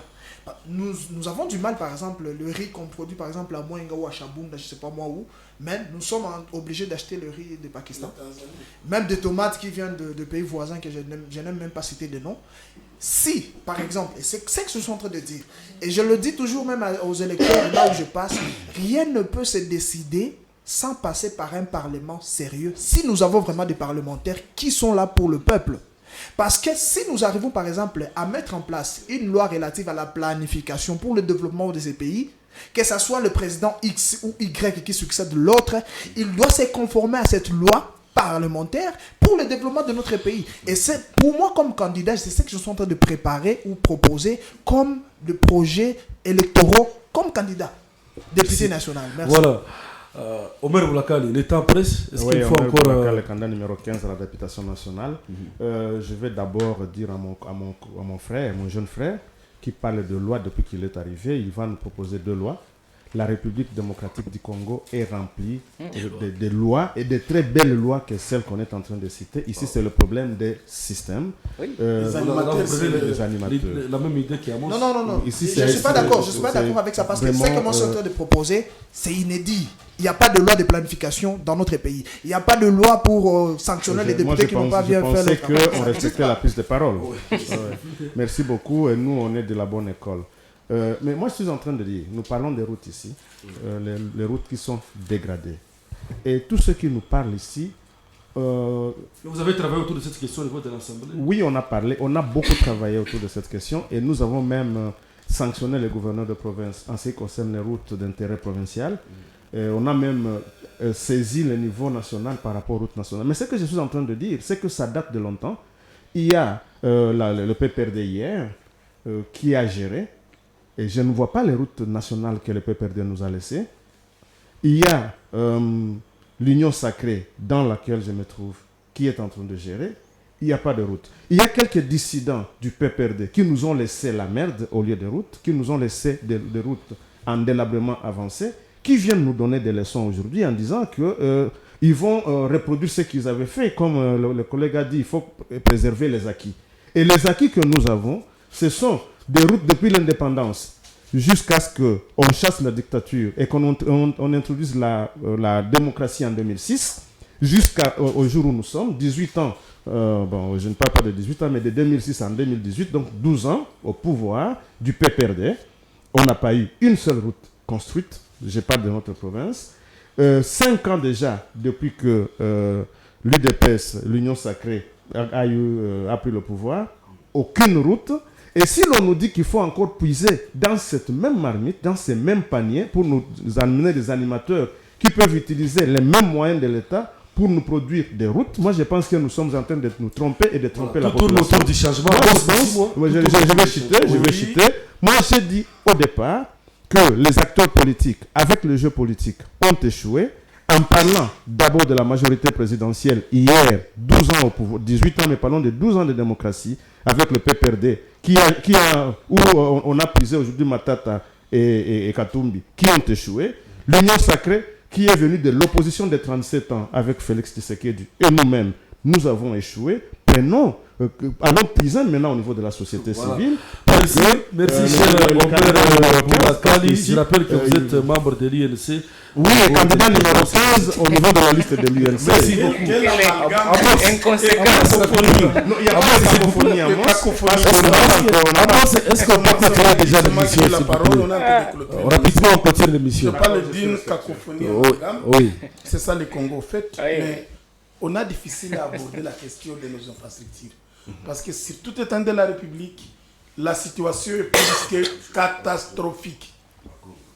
Plus que catastrophique. Aucune province n'est épargnée, aucune ville n'est épargnée, aucun territoire n'est épargné, aucun village n'est épargné. Maintenant, j'ai à le dire, c'est une question d'hommes engagés pour le vrai changement. Très bien. On peut avoir de bons discours, on peut tout dire, mais ça n'ira pas.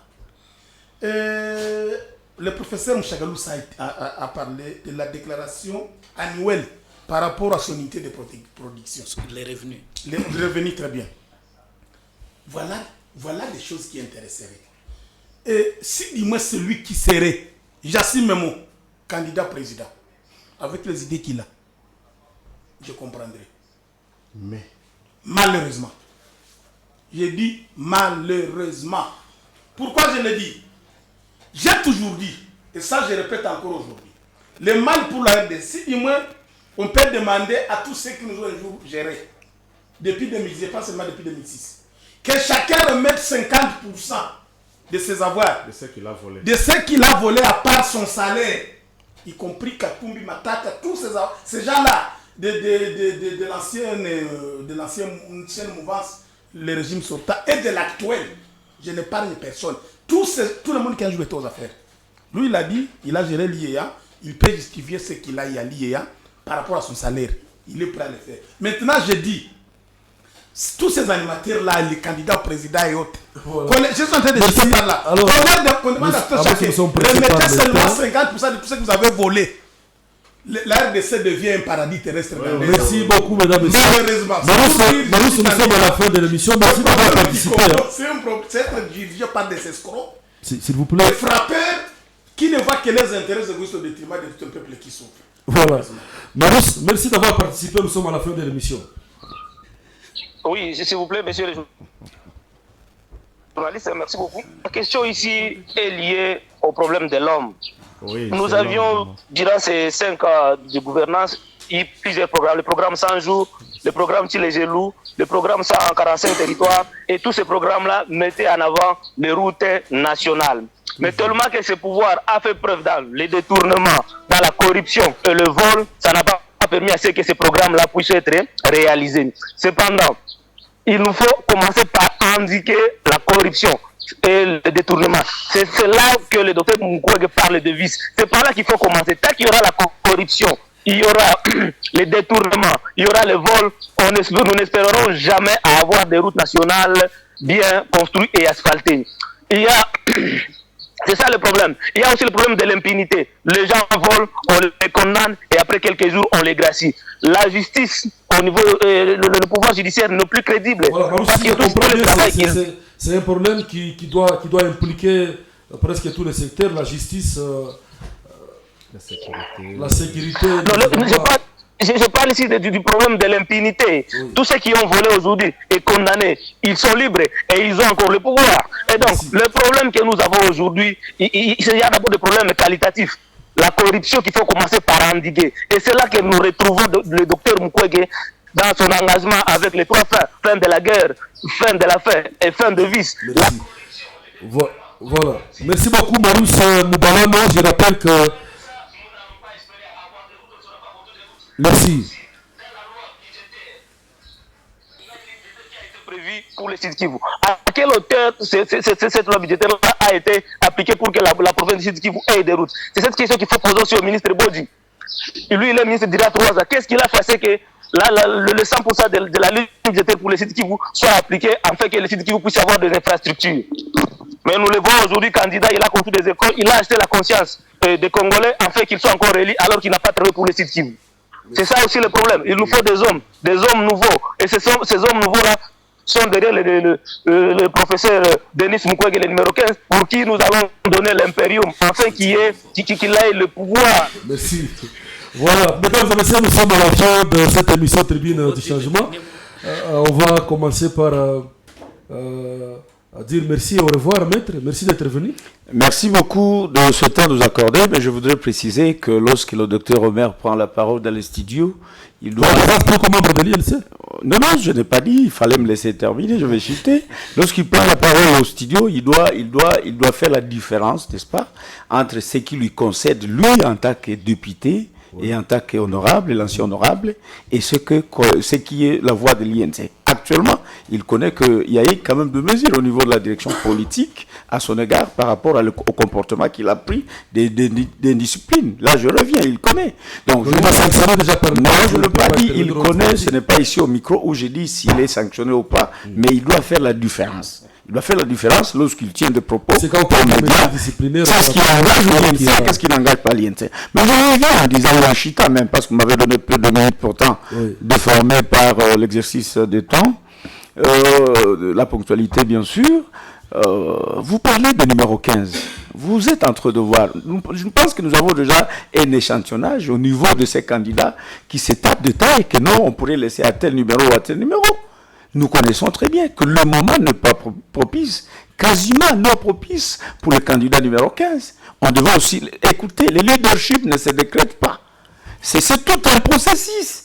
Ce n'est pas aujourd'hui où on devait parler de candidat numéro 15. C'est la raison pour laquelle je dis qu'on revient sur les acquis, consolidons les acquis de ceux-là qui sont experts, qui ont fait à ce que nous soyons là-bas. C'est vrai que toute œuvre humaine est imperfectible, mais nous devons, n'est-ce pas, consolider les acquis et, n'est-ce pas, donner la chance au numéro 20, qui est Félix, avec Vital Kamerhe numéro 16, parce que ces deux numéros, c'est le sauvetage du pays. Vous vous souviendrez qu'en 2016, c'était le chaos total, parce qu'en disant que les élections ne devaient pas nous être organisées, mais c'est grâce à Vital Kamerhe, les numéros de sauvetage, le numéro 16 et le numéro 20 actuellement, que j'ai dit l'année 2016, l'année de sauvetage, que nous voudrons faire aujourd'hui. 2020 et numéro 16, que nous disons qu'ils sont les bienvenus. J'étais en train de rappeler que les gens de Bukavu viennent de partout pour accueillir leur fils de terroir. Le numéro 16, Vital Kamerhe le Mwalimou, que j'ai dit le patriarche politique congolais, qu'il vienne et qu'il ait des gens, parce que j'ai dit, pas Kawashima Irodi, et c'est là nous allons le vivre aujourd'hui avec vous, partout il va passer, vous allez voir le monde qui va amasser. Sans toutefois oublier le numéro 39 que je suis, Maître Elik Loabo, je suis dans la commune de Kadoutou, où nous pensons qu'il fallait commencer aussi par cette base, ne pas les structurer, et impulser quelque chose de développement dans cette commune, qui a été longtemps oubliée, pourtant avait donné de légitimité, qu'aujourd'hui je dis que c'est la légitimité d'emprunt. La population aujourd'hui est en train de faire, n'est-ce pas, en train de faire le compte à rebours, est en train de faire, n'est-ce pas, les analyses, et dire non, celui-ci ne le mérite pas. Nous allons voir aujourd'hui, cette année, maintenant, qui mérite cette légitimité, parce que d'ici le 20, nous aurons les élections, et après, nous aurons les proclamations. C'est ça que j'appelle la légitime d'emprunt, Et nous allons le voir. Il y a d'autres candidats qui ont postulé, n'est-ce pas, la personne que vous connaissez, il était le meilleur et qui est de mon parti, mais depuis qu'il est revenu, on n'a jamais encore parlé de lui. Parce qu'il s'est enterré lui-même politiquement. Merci beaucoup. Donc je reviens, je dis que nous sommes derrière ce leader, nous ne sommes pas satisfaits. Il nous faudra 50 ans ou 2 siècles pour voir. Vous avez votre idée. Nous pensons que nous devons être merci quand même d'être venu pour le compte d'IRGT. Merci beaucoup Sven. Vous remarquez l'amalgame, la cacophonie entre deux personnes, des membres d'un seul parti politique, où l'un parle des acquis, l'autre parle de la mort du pays, causée par les gens de ce même parti politique-là, mais qui ne veut pas démissionner de ce parti politique-là. Nous, on est dans Congo Yamakasi, et parce qu'il est dit que tous les grands leaders poursuivent la justice. Et leur leadership est ancré, leur vision est ancrée dans la recherche de la justice sociale. C'est pourquoi nous sommes dans Congo Yamakasi avec le candidat député national numéro 253, Nicolas Kialangalilwa, au niveau national, et au niveau provincial, il est le numéro 393. Il a toujours porté haut les voix de ceux qui ne peuvent pas parler. Il a toujours porté haut les voix des discriminés, des marginalisés. C'est pour ça qu'il a toujours travaillé et il porte il compte mettre en place parce qu'il est dans un système, le Congo Yamaka, c'est un système qui permet l'expression, qui permet la matérialisation, parce que de tous les candidats qui ont postulé, s'il faut parler aujourd'hui du bilan, il y a deux qui sont comptables et qui sont inégalés par rapport à leur bilan. Voilà un peu. Merci. Prof Natiguera, Mouchagalousa Natiguera Gustave. Merci d'être venu. Apparemment, vous n'allez pas voter pour moi parce que sinon pose problème. Merci énormément parce que permettez-moi de dire que pour diriger, un président de la République doit être accompagné. Et je pense que c'est là le grand problème de certains candidats. Il faut avoir des gens autour de vous pour que vous puissiez mettre en application votre programme. On ne peut pas penser que parce que tel et tel est génie. Je vais parler de... Il y a un numéro qui dérange. Oui, bonjour. Oui, bonjour. Je suis Serge Tabou, je vous appelle de Kadoutou. Bienvenue, monsieur Serge. Oui, j'ai une question à poser à monsieur de l'INC qui est au studio. Oui, il y a deux. Oui, ma question est celle-ci. Vous auriez pu me permettre de terminer. Qu'est-ce qu'on, monsieur le président de la République, attend à voir une chose qui vous avec l'aide sacrifier l'Assemblée provinciale au détriment d'une seule personne qui est le gouverneur de province? C'est la première question. La seconde... Ça, c'est pour les membres de l'INC. Ah oui. Allô? Préservons les les questions membres de l'INC. Absolument. Répétez la question, s'il vous plaît.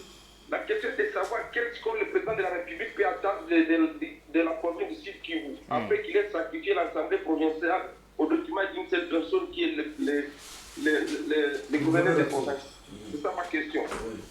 La seconde question, quel est le bilan du pouvoir en place au Sud Kivu? Et enfin, je voulais demander ceci. Comment est-ce que le président Kamel va-t-il encore communier avec sa population aujourd'hui à la place du 24, après qu'il nous ait trompé que Ngwabi serait déjà parti? Comment vous croyez qu'il serait installé d'une autre manière? Oui, merci beaucoup, Serge Taboba. On revient vers Maître rapidement parce que. Permettez-moi de terminer parce que j'avais déjà la parole. Il va répondre, puis vous aurez la parole. Je risque de perdre mon idée. Comme ça, il va répondre. S'il vous plaît. Si je peux terminer. Rapidement. Merci beaucoup pour la parole. Je voudrais préciser que l'auditeur n'a pas tort de poser ces questions, mais la réponse en est que la justice a fait son travail. Merci. N'est-ce pas qu'on avait intenté l'action au niveau de la Cour constitutionnelle? La Cour constitutionnelle, c'est elle qui a réhabilité la personne de Ngwabidje. Ce n'est pas l'INC qui l'avait réhabilité. La question de Groot, il a parlé de quoi pour le ministère? Il dit quel est le bilan des caméras actuellement? Quel est le bilan des caméras actuellement dans la ville de Bukavu? Mais les bilans sont là. Les bilans sont là. Nous avons des Ngwabidje, d'un gouvernement. Le bilan est là, c'est comptable. Il y a ce qu'on appelle la gratuité, il y a la maternité, tout ça. C'est toujours le pouvoir.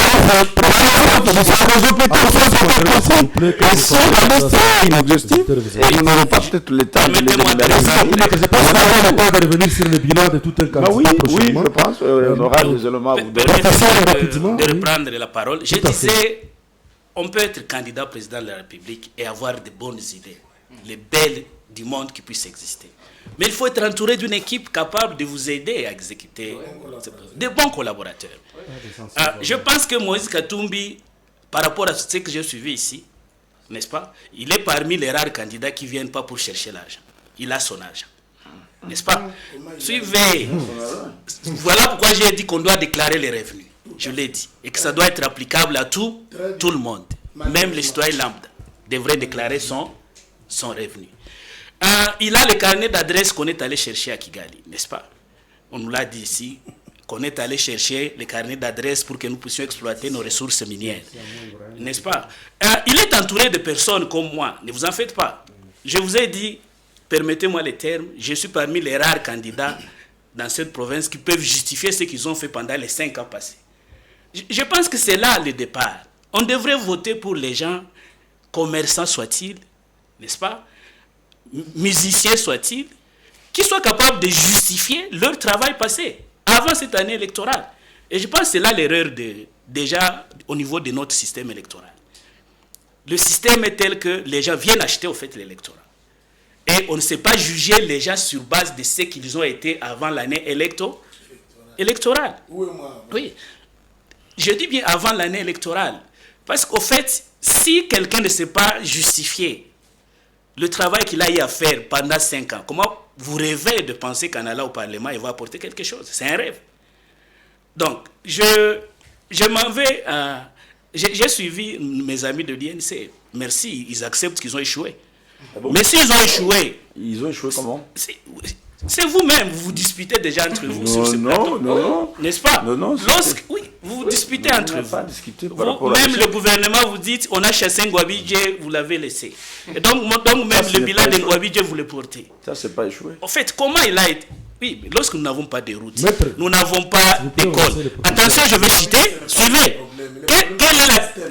Qu'est-ce qui caractérise la province du Sud Kivu aujourd'hui? Je l'appelle province des dons.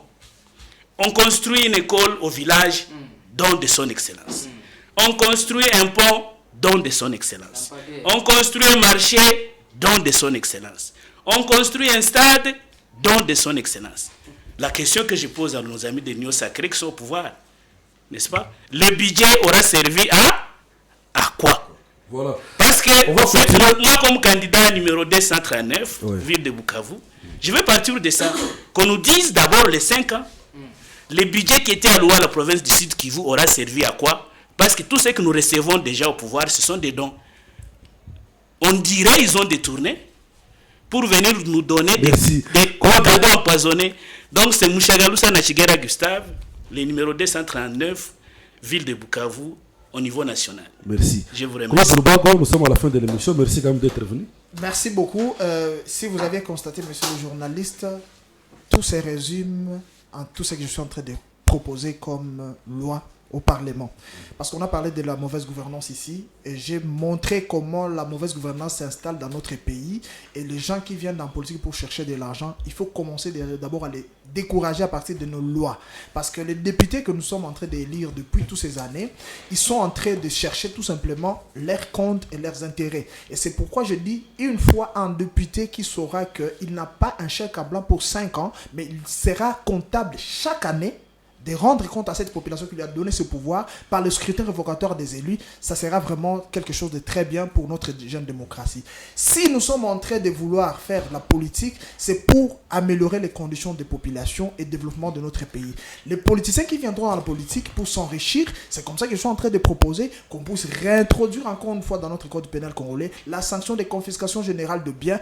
Tous ces riches politiciens que nous sommes en train de voir aujourd'hui, ils ne seront plus là demain. Merci. Parce qu'ils seront là pour réellement pour la cause de la population. C'est pourquoi je répète, je suis le plus jeune candidat, mais je porte de belles idées, je crois, seront matérialisées par l'aval de la population qui me donnera sa confiance le 20 décembre dans la ville de Bukavu au numéro 177. Comme le plus jeune candidat d'ailleurs, et je pense que c'est le moment de la jeunesse pour renverser les tendances. Et je n'attaque pas les vieux qui ont échoué, non. Je ne dis pas qu'ils ont échoué, on voit qu'ils ont échoué. Mais maintenant, il faut amener le sang nouveau, le souffle nouveau dans le système, parce que je suis en train de vouloir écrire l'histoire dans cette ville de Bukavu. On n'a jamais élu le candidat comme moi, de mon âge. Je pense que j'ai déjà travaillé suffisamment le terrain et j'ai continué à le faire. Et je pense que le 20 décembre, la population merci va beaucoup. voter. Alors, j'espère qu'Amos sera très bref comme il n'est pas candidat. Amos, merci d'être venu quand même. Tout à fait. Oui. Vous, si vous essayez d'analyser, vous allez comprendre que toutes les questions qui ont été évoquées Nécessite un changement. Tourne autour d'un système maudit. Là, je pèse mes mots. Il faut que ce système change. Merci. Beaucoup de gens, je cesse de le dire, et tôt ou tard, les gens finiront par me donner raison. Merci. On a combattu Nani Ngouabidje, on l'appelle médiocre, tout ce qui a été dit. On voit que rien n'a décollé. Et j'ai dit que toute la République est dans la même situation. Merci. Même si on a mené un âge aujourd'hui à Bukavu, au Sud Kivu, dans ce système, il va échouer. Pour merci dire beaucoup. que les problèmes, c'était pas... Docteur, merci quand même d'être venu. maudit. On vous a pris à pied levé. Oui, mais merci quand même, beaucoup. on est là. Je revenais de la garde pour soigner mes malades. Tout à fait. Je suis toujours avec eux.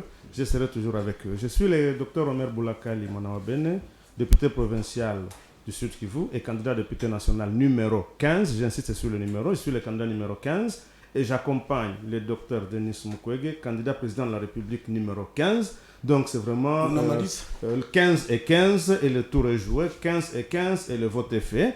Je suis aussi reconnaissant que dans mon parti, l'UNC, où je suis en train d'inviter toute ma base à aller réserver un accueil chaleureux à l'honorable Vital Kamerhe qui arrive aujourd'hui, je suis reconnaissant que dans ma base, les gens ont commencé à comprendre le sens même de la démocratie et la démocratie qui doit commencer au sein des partis politiques où la dictature était partie se cacher hier. Je suis heureux que cela commence à l'UNC, mon parti, merci. avec l'honorable Vital Kamerhe qui est le président de mon parti. Et ça va prendre toute la... Oui, je le respecte beaucoup et je l'accompagne parce qu'il accompagne la démocratie. Voilà, mesdames et messieurs, nous sommes à la fin de cette émission Tribune du Changement. Merci Est-ce que nous avons eu le temps de clôturer aussi qui a réalisé cette émission. Merci à toute l'équipe qui pas clôturé ici.